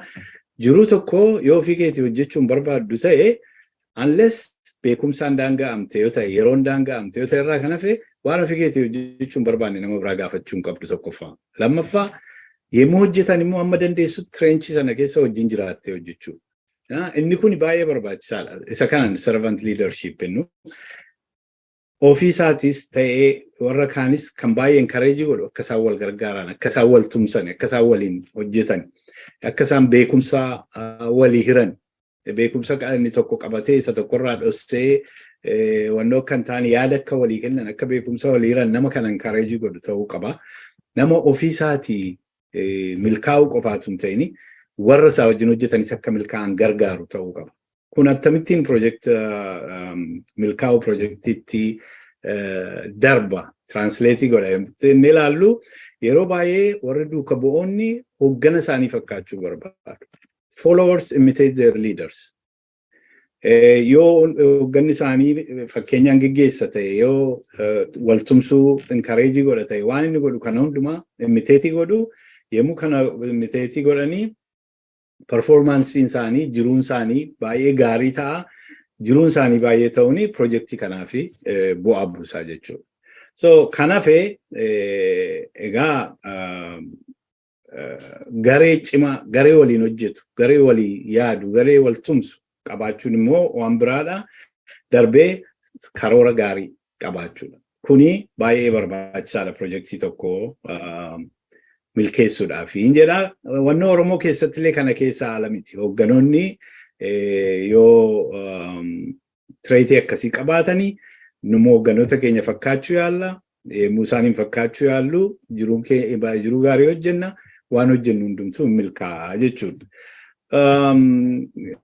Waan biraani akkatti silma akka wanni success factory tokko waan jedhe akkatti caaseffame projektiin kun. Akkatti bulchiinsi isaa akkatti wal qabatee hojjetu yoo ilaalle tokko gararraa irratti warri hooggansi projektichaa hin jiraatu. Yeroo baay'ee isaan kun C-level'dha biizinasii keessatti warra sponsorii godhanidha projektii kana. Yoo projektii baay'ee guddaa ta'e steering committee faa qabu, project management office jira kan tools, procedures, processes waan akkasii kana kan wannoo godhu. Isaan jala immoo project manager jira. Ammas yoo projektii guddaadha ta'e project managers multiples ta'uu danda'u paartii adda addaatii fi isaan jala immoo garee projektii kanatu jira jechuudha. Warra harkaan waan hojjetamu hojjetan. Akka isaan itti waliin hojjetanii qunnamtiin irraa jalatti olis gadis hin deema, walitti haasa'u, waliin mari'atu, waliin hojjetu, approvalin murtiin achi gadi deema, warra hoogganaarraa gara project managerii dhufa, achi warra projektii bira dhaqa. Warri projektii kana hojjetan gareen immoo status reportii kana asii ol project manageriitti ergu, inni immoo achi isaanitti gabaasa. Rakkoonis yoo jiraate asii ol escalate godhu jechuudha. Akkasittiin yoo organized ta'e communication isaas yoo akkas ta'e baay'ee communication keessa lixu. Maaliif kaleessa Dr. Baaruun dhiyeesseera waa'ee communication akkasittiin yoo hojjetameti milkii argataa jechuudha. Kuni dhaaba Oromoo keessatti illee akkasumatti hojjete yoo irra milkaa'a argeerani gara kootiin projektii amman isinitti argisiisuuf deemu keessatti argeera akkatti hojjete. So egaa warri gararraa jiran warri project leaders nu jiru isaan jala garuu project manager namni projektii bulchiinsa projektii kanaa hojjetu itti gaafatamaan tokko jiraachuu qaba. Inni kun inni competency attamii qabaachuu qaba. Waa'ee leadership yaasofneerra hoogganuu danda'uu qaba. Kaleessa haasa'aa ollee har'as haasa'ameera. Tuuta kana bulchuu qaba. Tuuta kana maaneejii gochuu qaba. Karoorsuu qaba. Baajetii beekuu qaba. Ammas qunnamtii conflict management ammuma waan akka haasa'aa turreedha. Yoo barbaachisaa ta'e namoota leenjisuu danda'uu qaba. Yookaan lafa isaan itti leenji'an barbaaduu qaba. Rakkoo hiikuu nama danda'u ta'uu qaba. Nama waan baay'ee nama danda'u dandeettii akkasii nama qabu yoo ta'e projektii tokkoo fi milkaa'uu isaaf baay'ee gargaara. Egaa yemmuu waliin hojjetan immoo seera nu barbaachisa. Seerri kuni rules of engagement yoo jenneeni inni project manageriin kuni responsibilityidha delivery hundumaaf iyyuu. Isa jalatti gareen isaa kun waliin hojjetu gara kaayyoo projektii sanaa bakkaan ga'uu fi itti gaafatamni baay'ee rules of engagement nu barbaachisa. Slaayidii baay'ee tafe dhugumaa garuu wanni nu barbaachisa methodology nu barbaachisa. As keessa namni projektii manaajii godhee hin beekne jira natti hin fakkaatu. Projektiin hin jalqabaa maaliif barbaachisa bu'aansaa maalii jennaa. Isa booda in karoorsina. Isa karoorsine kan ammoo jirutti hinna executing process jennu kana processes warra jennu kana feezii 5 qabaa jenna. Hamma gaafa hojjenneef immoo hin cufna resource sana release goona projektii gara biraatti deemna. Kana hundumaa immoo hojjennu control fi processii goona. Kuni waanuma deliverables yemmuu jiruu jalqabnu projektiin tokko yemmuu yaadi isaa ka'u hamma dhaqee karoorsuu bira ga'utti maal fa'aa waan irratti waliigala maaliif projektiin kun maal barbaachisa jedhu yoo chaartarii illee ta'uu baate waliigalteen tokko barreeffamuu qaba. Namitti resource committee gochuu qabna. Jiruun isaa maal akka ta'e beekamuu qaba. Then gaafa karoorsinee jennu immoo plaanii qabaannaa jiruu isaa caccabsinee namatti irreerra jechuudha. Isa booda jiruutti bobbaana warri jiruu itti ramadame kuni jiruu kana hojjetu gaafa finnee hin cufnaa operation itti dabarsinaa jechuudha. Kana wannoonsaa silaa isuma kananii wanni namoonni survey sana guutan jedhanii toolsii tokko toolsii barbaanna waan jedhanii fi toolsii tokko feezii hundumaa fi yaadachiisuu barbaadeen ture. But slaayidii sanaan ergaa biran darbaa sa'aatii qonna jalaa deemee so erga inisheetii goonee booda plaanii goonaa soofnee irra isaa gaafa plaanii goonuu plaaniin keessaa baanee gara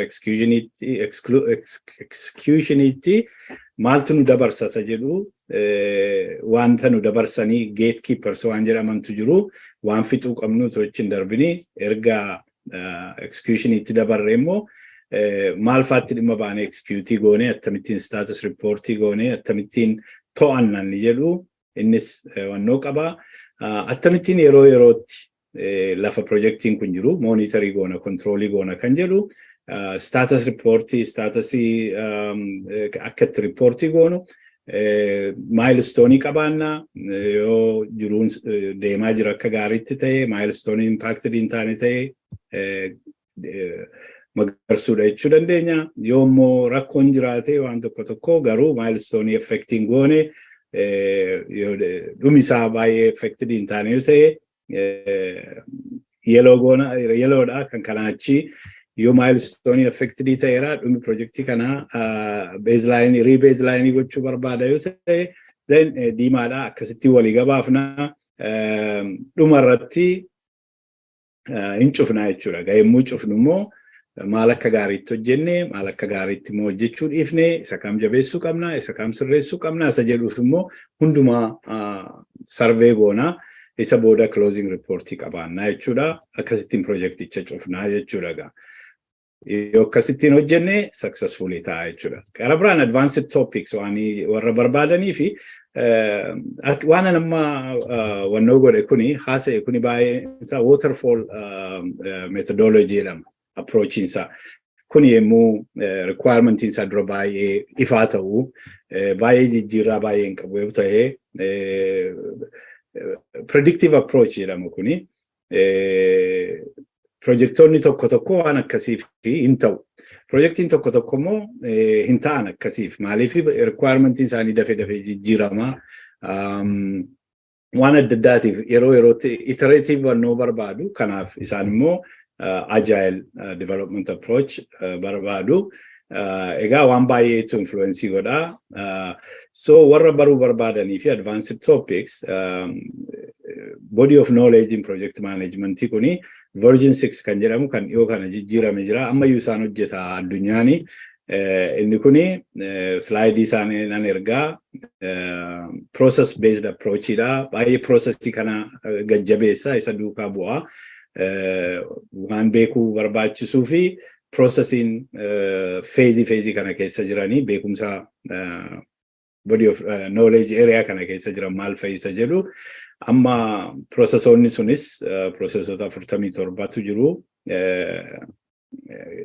anyway inni haaraa nama dhufee inni kuni principle based approach jedhama principally project management lama qaba inni kuni principally nama duukaa bu'uu qabnudha isatti dhimma baaneetu performance domains saddeet kana irratti hojjenna jechuudha nan erga slaayidii kana warra laaluu barbaadanii fi in any case warra baruu barbaadanii fi waanan baay'ee waanan haasa'ee ammi tokko muuxannoo korraa dhufu malee Project Management Institute 2021 Guide to Project Management Body of Knowledge kan jedhurraa dhufe yookaan immoo kan Harvard Business Review Project Management Handbook kan jedhamu jira referii gochuu barbaadanii Garbra were certified ta'uu barbaadanii pmi.org certification type different certification types jiru linkiin isaa asirra jira xaniyoon gochuu dandeessu amma gara Oromo related project sanaa sa'uu barbaade waggaa lamaan darbe kana projektii adda addaa hojjechaa turre karaa tokko warra hojii fedhamu Oromiyaa Global Forum jedhamu wajjin hojjedhaa ana qofaa miti nama baay'ee taane hojjenna amma immoo Oromiyaa Foundation wajjin immoo hojjenna amma projektii sadan tokko kanii hojjennee finnee waan adda addaatii fi kaanis hojjechaa jira kaanis immoo kanii gargaarsa namaa barbaadu dhimma itti bahuu namaa barbaadutu jira tokko Oromiyaa Digital Asset Management System jedhama viidiyoon taphachiisuun qaba in argitu maal inni isinitti maal akka ta'e viidiyoo daqiiqaa tokkooti gara biraan Oromiyaa Human Rights Information Management System jedhama innis maal akka ta'e viidiyoon isinitti argisiisa inni sadaffaa kuni dhaabota Oromoo Community Associations even BTI fi OSALAF project web develop gooneerra fakkeenyaaf so warri dhaabonni Oromoo yoo nu gaafatanii develop goonaaf hin gargaarraa project methodology kanatti dhimma baana gara biraan kan imma irratti hojjechuuf jalqabaa jirru dhufaa jiru Oromiyaa Foundation wajjin tokko torban darbee warri walgahii keenya dhuftanii jirtanii warra Afaan Afrikaa Association jedhamu warra Google Translate irratti hojjechaa ture Google wajjini amma immoo kana caalaa afaan Oromoo Google irratti akka textidha sagaleettillee sagaleedha textittillee akka convertidii ta'uu fi websaayitiin tokko tokko immoo argitan amma fakkeenyaaf tokko afaan Ingiliishiinis afaan Jarmaniinis isiniifidha waan akkasiifaa kan hojjechaa jirantu jiru biyya keessa isaanii hojii gargaaruudhaaf isaanii hojii torban darbe walgahii waamnee turre waan itti jiran akka isaan namatti himanii akka gargaaruu fi karaa Oromiyaa Foundation isaanii wajjin hojjechuu jalqabaa jirra gargaarsa keessan barbaadna kanaaf akka bartan barbaade gara biraan biyya keessatti I'll go back gara biraan biyya keessatti manni barnootaa baadiyyaa jiranii Oromiyaa keessaa laabii hin qaban, laaboraatoorii hin qaban, keemistirii haa ta'u, fiiziksii haa ta'u, IT haa ta'u hin qaban. So warra biyya keessa jiranii wajjin karaa Oromiyaa Faawundeeshiniin warra biyya keessa jiran barsiisota wajjin walitti haasa'uudhaani akka itti virtual laabii baadiyyaa Oromiyaa mana barnootaa baadiyyaa Oromiyaa haayiskuulii keessatti qaqqabsiisuu dandeenyu. Projektii tokko immoo amma isa jalqabaa jirra. Ammaaf discovery phase irra jirra. Waan barbaachisuu fi amma horii kan barbaachisu horii faareezii gochuu yaalaa jirra. Isa kana irratti illee gargaarsa keessan barbaanna. Kanuman jedha waan kana irratti garuu viidiyoon isinitti argisiisuun qaba. Gaaffii gaafattan boodatti deebina, but amma ifamaa Tishoo viidiyoo sanaan argisiisa. Yes, it's your time. Okay. Something is not working for me here. What's going on? Okay. All right. It doesn't work for you. We should all go home. All right. Hold on. Baro, situ sabotage na gochara. Okay. Rifama. Ajada ko.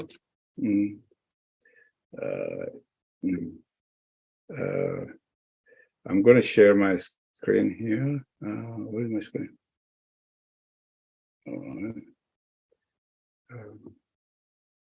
Oops. I'm sorry, guys. Go one more time. I'm sorry. No, I'm doing Barnoota. Barnoota. It's okay. This one is ready. There's something going on. No, man. Screen ko argartu? Yeah, we can see your screen. All right. Okay. Huh? Yeah, we can see your screen. Okay. All right. Oh, ODAMS? What is that? Can you tell me about it? Of course. Oromia Digital Asset Management Service, ODAMS, is a searchable central repository that stores, organizes, and shares Oromo and Oromia-related digital assets from a single location in a secure manner. Collections of video files, audio files, images, documents such as academic publications, papers, journals, books, and many more digital assets related to the Oromo Nation and Oromia are archived in ODAMS. What would it mean to you if you could find all your digital assets related to Oromo and Oromia in one place and can search or want to share your work product from one searchable system? The best part of ODAMS is its simplicity to search, upload, download, and share digital assets in a guaranteed secure environment. Are you a scholar who wants to study more about the Oromo Nation? A lawyer who is looking for evidence on Oromo issues? A broadcaster or journalist who wants to make a documentary on the execution of countless Oromo youth? Or someone who wants to know more about how the Oromo people have suffered under the Ethiopian government? Imagine if you had a one-stop searchable online library for all your Oromo and Oromia related digital asset needs. Or for sharing your work products on Oromo people and Oromia. That is what ODAMS aims to achieve. Just go to odams.org and boundlessly access thousands of scholarly documents and many other digital assets. Okay, inni kuni ODAMS inni Oromo Digital Asset Management System kan jennu kana caalaa ibsuun barbaachisaa natti hin fakkaatu. Dhumee gareen kana irratti hojjete kan geggeessaa ture Dr. Ahmad Galchuu nama jedhamu karaa hojii fi garee warra IT tokko dhaabnee irratti hojjetamee dhumee garuu ammayyuu gargaarsa barbaanna maaliif gaagura isaatu ala jira malee informationii gahaan keessatti funaanamaan jiru informationii gahaa keessatti funaananii uploadii godhanii akka inni searchability ta'utti waa tokko gochuuni jiruu baay'ee barbaada. Kanaafi gargaarsa namaa barbaanna. Gara biraan projektii gara biraanii irratti hojjennu. When information about a violation is logged effectively in a secure and accessible central repository, human rights defenders have a powerful tool at their disposal to advocate and litigate for justice. Are you an Oromo human rights defender organization tired of your current manual data collection and report generation process? Frustrated with fragmented human rights violations, data storage which restricts access and hinders data sharing?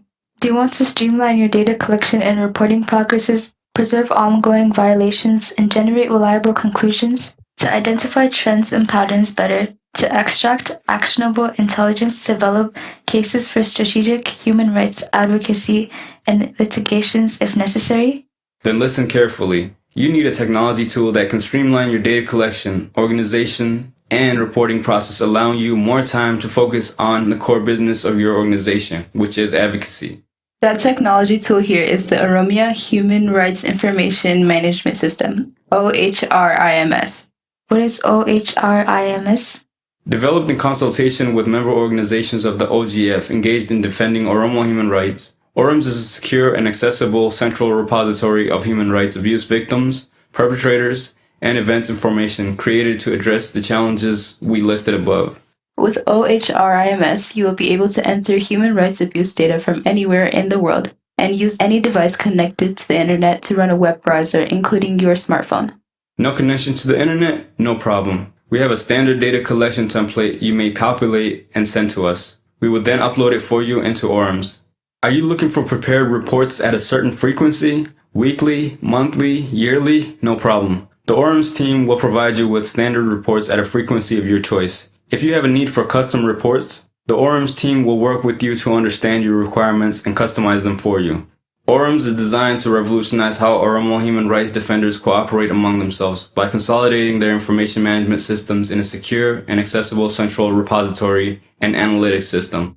All Oromo human rights defenders will benefit hugely from having the information they collect be made available through this centralized information management system with a potentially larger user base and standard reports. If you have questions or want to inquire about using ORIMS, contact us at orims@gmail.com.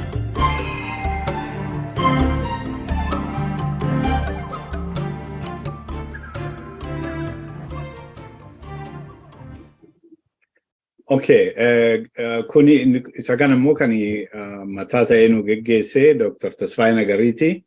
Inni kunis akkasuma erga hojjennee finnee booda namni dhimma itti ba'u dhibee sila from anywhere in the world the human rights violation data kan itti gashuu danda'ani. Wannoodhuma isaan isinitti argisiisa screen isaa tissue. I hope you don't mind for a couple of minutes. Take your time. Inni oodamsi jennu isa kana digital assets jechuun textis ta'uu danda'a, dokumentoota, image, video yeroo baay'ee yoo ilaaltanii Facebookii fa'a irratti waa ba'ee waan borii dhimma isaa qabnu hin badaa. So isa faa funaananii asitti uploadii gochuu fakkeenyaaf warri jiruu tokko tokko kitaaba faa artikelii adda addaa qabanii amma Dr. Asaffaa fi Dr.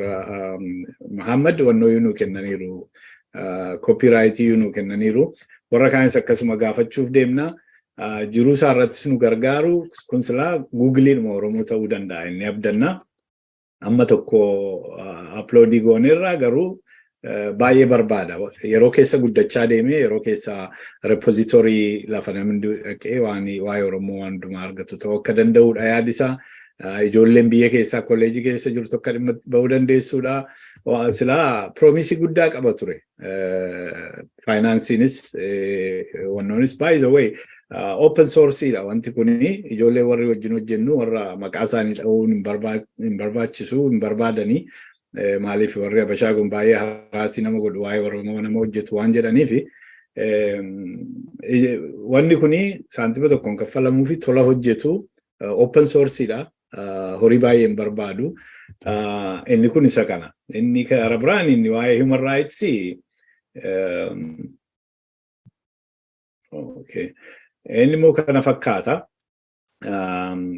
from anywhere human rights violation itti gashuu danda'ama heat map dha wannoonsa front end insa heat map dha fakkeenyaaf iddoo akkasitti moojootti fakkeenyaaf moojootti dhiyoo nama 9 tokkas ta'e namni 9 kun eenyu isaanii kanuma irratti kilikii goonee baruu dandeenya maaltu ta'e namoonni smartphone qabaa yoo qabaatanii computer yoo qabaatanii from anywhere mandiidha ciroodha eessa human rights violation kana report gochuu danda'u asirratti show up godha and ega detail baay'ee qaba yeroo keessan hin balleessu namni interested ta'e nu qunnamuu danda'a yookaan Dr. Sifaayina garii qunnamuu danda'a kan Finfinnee iyyuu hin cufne ittuma jirra gara biraani karaa hojii finnis wanti dhaabonni Oromoo ta'anii website develop kan godhu immoo tiimii biraa qabna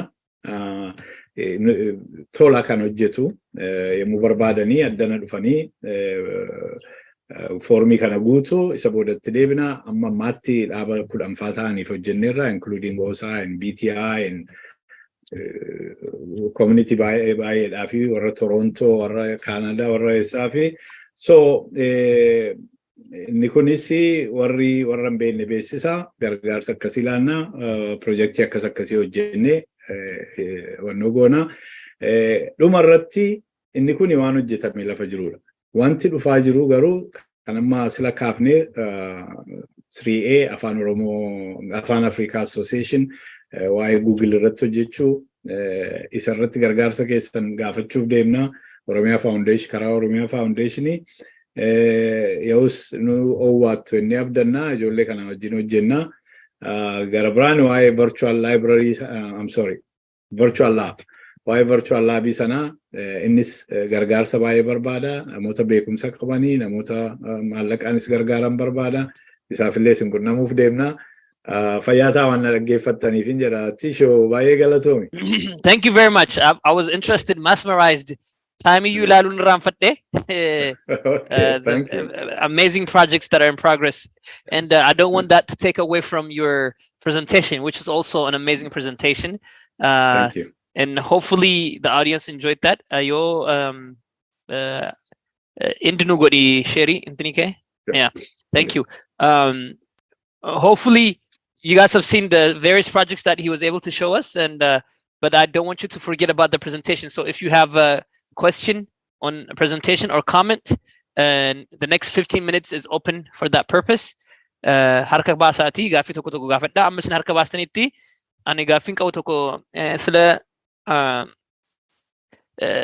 directionii flow information gaafa agarsiisaa turte graafii kee tokko irratti status reporting is just a one direction up kan jedhu irratti agarsiiste.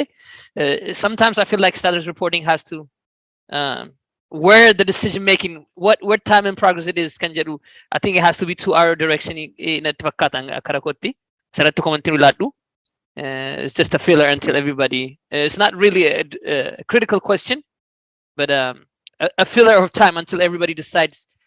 Because they're also mesmerized with the projects, they probably forgot some of the questions if they didn't take notes. I understand what you're saying, Tisho. Garu, status reporting ini jiru hojjetame irratti status jiru sana status taski kennameefi warri projectii hojjetanii project manager isaaniitti reportii godhu. Inni immoo status projecticha as a whole as an entity inni immoo warra sagararraatti reportii godha. Achi gadi yoo dhufe directioniitu dhufa yeroo baay'ee akkas godhaa kan jedhutu dhufa. Nagala waan ati jettu but communicationiin olii gadi deemuu qaba garuu naturein communicationii sana maali isa jedhudha dubbiin malee. So can we ask a question on the projects Zell presented? Sure. Absolutely. Okay. So I was curious about the database. How do you verify that the uploaded data is? How do you verify the data that? That's a very good question. Yeah, kind of anybody who struggling with turreera. So akkalama tokko. By the way, data much targetan historical data.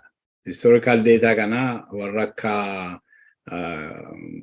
Horn of Africa, League, Human Rights League of Horn of Africa, OSG, even Kafaonile Nukenaniru. Historically, the data could amana data to get Shajurunjur, Mapati Bajurunjur Malifi, Nama Bieke Sankam, one Nama Kanatrima Bonkam, one Nunjeranib. But Sila Kinutitiani, system is a security. For Kenya, if it be human rights violation documenti godhu Oromia support group jedhamu Human Rights League jedhamu jira. Isaan namoota isaanii qabu biyya keessa. Namoota isaanii kanaafiti credential ilaanna login godhanii data validated ta'e itti gashu. tokko karaa kana yaanne inni baay'ee gargaara ture maaliif deetaan asirratti published ta'uu hundi isaa validated dha jechuudha. Yommuu inni dhibu immoo karaa biraa yaanne crowd sourcing gochuu yaanne deeta riippoortii isaa. Bannee dhumati abbumti violationii argee riippoortii godhu garuu publishing goonu warra human rights organizations kana gaafanna akka isaan validate godhanii kan jedhuun immoo banne darbeen dhufaa amma garuu publishing goonu achirratti isaanitti immoo erginu validate gammamaatti waan nuun godhanii fi publishing goonu. So rakkoo guddaarra quba kee keesse hamma gaafa warri human rights violationii documentii godhan kun amma isaan namoota on the ground qabaatanii namoonni sun immoo credentialii isaaniitiin loginii godhanii amma data validated ta'e galchanitti rakkoo baay'ee qaban. But publishing goonu at the end of the day amma validated it publishing goonu. Si deebiseera laata? Thank you, Galatomi. If there is no one, I would like to ask. Yes, go ahead. I don't see hands, so yeah. Okay. Tambramo, about the website creation service that you guys give, do you also maintain the website, or it's just the creation? No, we transition it to operations. Okay. What that means is like when you go nu gafa finnu gafa close go jennu nama lama kennadha inni nama lama training onaaf warra maintain godhan. Garuu akkuma support akka escalation point itti achuma turra. Yoo waan warri training gooneef gochuun dandeenye jiraate escalate akka nutti godhanii beesifneerra hin godhus. Okay. Galato. Thank you. Okay. Dr. Baru? Thank you. Quickly, I just want to talk about Zalalem. I learned a lot today from your presentation by Utpat Galatomi. I wanted to make just a point. And I left from active service in 2018. And Amma Zalalem Rakambaruti, wine project management, want to buy it to Jirame Rajachu, something that I wasn't even aware of. The point I'm trying to make here, based on my personal experience, is that Hero want to call Akka Ada Kenya to Jechun regular Akka Oromota Castau, Akka Oromota Castau Rojenu. We have to distinguish between value as a group that we all dear to our heart, as our culture, as completely different from how we need to act and behave to get things done, to have a vision and pursue that vision in a manner that is consistent with what are the tools available to us today in the world. Malay dur muka jadat wal gawain ne yaras muka jadat wal genya malay jenne argue gone dur yero era tenye guya to ko yala masali tenye ko desina wadi gatte ramagenyu timale isamale into jinnate I'm sorry, probably this is not the classical example. We need to move with time. Time changes. It changes at much more accelerated rate than it was yesterday. Want to get the by 5, 6, 7 times triple it 8. So both this and that probably something that we need to think twice. Thank you. Thank you very much, Dr. Nardi. You raised your hand. You changed your mind? I was trying to lower my hand. Garu, after everybody's done, if there is time, I would like to ask one more question. Okay, I'll give it to Dr. McQuib and then you can have it after him. Okay, Galatomi Zalalem Wangari Nutimte. Of course, one Makasirati Jechajurava in Kenya. No one Gaaffii gaafachuun irra jiru ani yeroo hunda garuma keenyatti fida akkamitti implementii goonaan keenyatti jedhudha.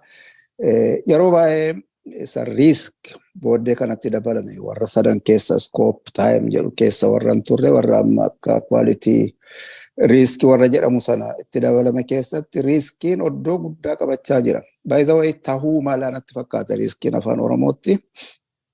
Na yeroo baay'een arginu ijaarsa Oromoo keessa keessumaa aktiivitoota adda addaa waan tokko jalqabna yoo inni hojjechuu didu hambiraa immoo jalqabna.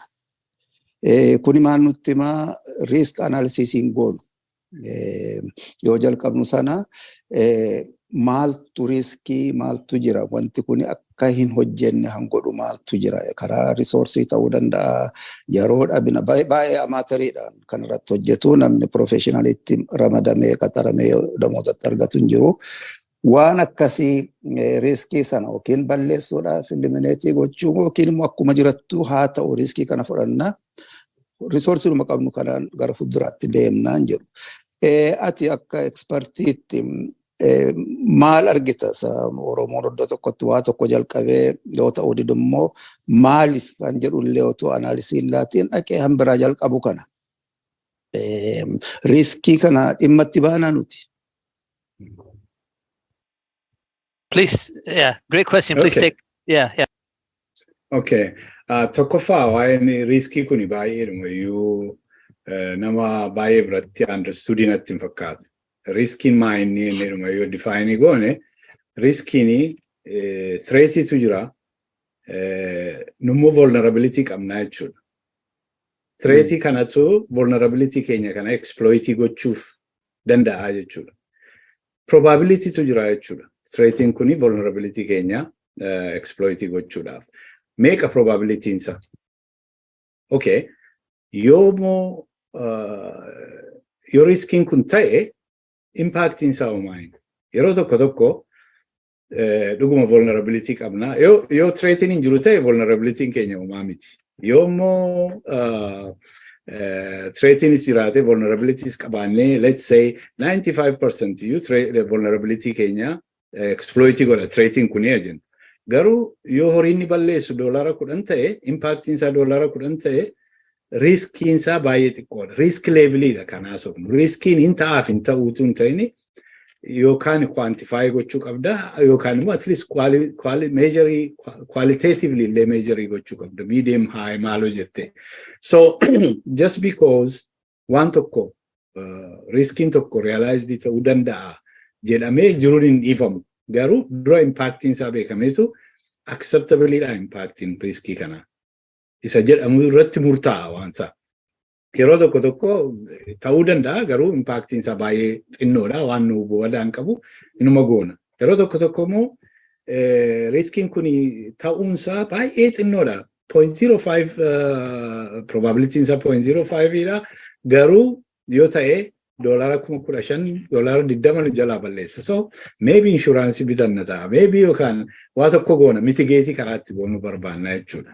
And so akkasittiin yoo caccabsanii ilaalanii acceptability riskii sanaa irraa ka'ani malee rakkisaadha. Akkasumatti riskiin jira yookaan bor waa ta'uu danda'an jedhu murtiirra ga'uudhaaf baay'ee nama rakkisaa jechuufan jedhee karaa waan Oromoo keessatti waan jalqabnu ni jedhu kuni dhugumaan jedhaanii akkuma waan amma tokko baay'ee leeyon jechuu baadhe amma tokko piroosesii akkasii keessatti biyya alaa kanatti Oromoo keessatti qooda fudheera. Thinking akkasiitu keessan galu yeroo baay'ee akkasittiin hin yaadamu. Riskiinis akkasitti hin yaadamu. Jiruunis akkasitti pilaandiin ta'u yommuu jalqabus akkasittiin amma fakkeenyaaf karaa Oromiyaa Faawundeeshinii boordiitu ture strategic plaanii qophaa'ee strategic plaanii sana keessaa tokko amma waan amma gochaa jirru kanaadha. So akkasittiin plaaniidhaan plaandii ta'ee yeroon itti godhamee hin ta'u yeroo baay'ee Oromoo keessatti. Waammoo yommuu hojjennedhanii walii wajjin ka'anii yommuu waan isaa dadhabu hundumtuu scapegoatii barbaada. Isa dadhabsiisee isatu hin beeku isa kanatu akkas godhee. So waa leadership haasa'aa turre yeroo baay'ee namni tokko oonii gochuu qaba waan akkasii namni tokko diraayivii gochuu qaba. Egaa kuni I think wanti barbaachisu namni hundumtuu lafa qabsoon kun baay'ee multidisciplinaryidha akkuma hundumtuu beeku. Lafuma hojjetu hundumtuu skilii achi fiduu yoo itti fide malee amma waa'ee riskii kanas akkuma lafa jiruuti waa'ee riskii yaannutti dhufnee asitti yaanne malee yoo kun dubbii Oromooti jennee calluma jennee diteeliitti yaannu yoo ta'e isa kanatu waan amma Makbib kaafte Dr. Makbib waan amma kaafte kanatu uumanatti fakkaata. Namoonni ta'anitti yaaduu dhabu hojii Oromoo moo akka hojii ofiitti ilaaluu dhabu akka lafa hojiitti ilaaluu dhabu maal dhibdiitu jira natti fakkaata. Kun yaaduma kooti. Saayinsii godhan jiru. Thank you very much. We have a couple of minutes left, so I'll give it to Dr. Hambisa. And then if he finishes in a minute, you can respond. If he takes both minutes, then we'll hold the response. He will take both minutes, I know him. Amman yaada ko gurra dhutti turanda. Wan ano gaafin ko gabaabaa azalalen. Hojii amma fakkeenyaaf project management keessatti yeroo karaa hojii hojjetamu namoota qaxaramanii dedicated ta'anii mindeeffamanii jiraatan hojjetantu jiru. Kanaaf duukaa bu'umsa salphaa ta'a. Amma dubbiisa kan Oromoo kana yeroo hojjetanii akkan argutti observation ko yaadi baay'eedha. Aayidiyaan baay'eetu jira, yaada guddaa jira. Namni hojjetu garuu badaan argamu. How was your observation? Hojii hojjetan kanarratti rakkoon isin mudate keessatti? Yeah, you have time to respond. Okay. I think rakkoo baay'ee nu mudanne. Duruma yommuu jalqabne akka sirriitti structure goone jalqabne. Sadarkaa kamitti eentu murtii godhanni jedhu beekamaadha. Eentu geggeessaa ni jedhamu beekamaadha. Gadi baanee warra fakkeenyaa fi Dr. Ahmed Galchuu fi Dr. Tasfaayee Nagarii gati isaan saayintistoota ta'anii diteelii beekuu waan kana duukaa bu'uu waan jenneetu isaan rikruutii goone akka isaan nu geggeessan pirojektii kana lamaan. Isaan jalatti immoo ijoollee warra beekumsa isaa harkaan hojjetan immoo wannoo goone. Isaan immoo rikruutii goone. So duruma akka gaariitti governance isaas organization isaas qopheessine jechuudha. Gaaffiin hin jiru. Obviously mareedhaan goona baay'ee dimokiraatikiidha. Lammata immoo industirii tokko keessa waan hojjennuu fi aadaan keenya wal fakkaata. Aadaan jiruu keenya inni baay'ee gargaareera. Iddoo biraatti namoota aadaa himuun jedhu aadaa Oromoo aadaa Wasakaan jechuu qoomiti. Aadaa jiruutu jira. Industiriin adda addaa, profeshiniin adda addaa, aadaa adda addaa qaba. Isatu baay'ee walitti baay'atee wal maku jiruudhaaf xinnoo ishee rakkoo ta'a yeroo tokko tokko. Inni warri poolitikaatu beekasa sana aadaa adda addaanaaf walitti qabanii akka hojjechiisuu fi akka inni bu'aa buusu gochuu inni nama poolitikaa beekuu barbaada. Inni warra akka kootee namiti. Inni kun garuu waanuma jiruu harkaa jiruu IT waan ta'eefi it was easy to manage. Ijoollenis waan isaan irraa eeggamu beeku akkatti hojjennu beeku. Thank you very much. This concludes this part of the event. I would like to thank all our presenters, Dr. Nardi, Dr. Temise, and Obozel. This is amazing presentation that you guys presented to us today. We appreciate it. And as well, I want to thank the presenters from yesterday who did an awesome job presenting a wonderful skills webinar. For our participants who would like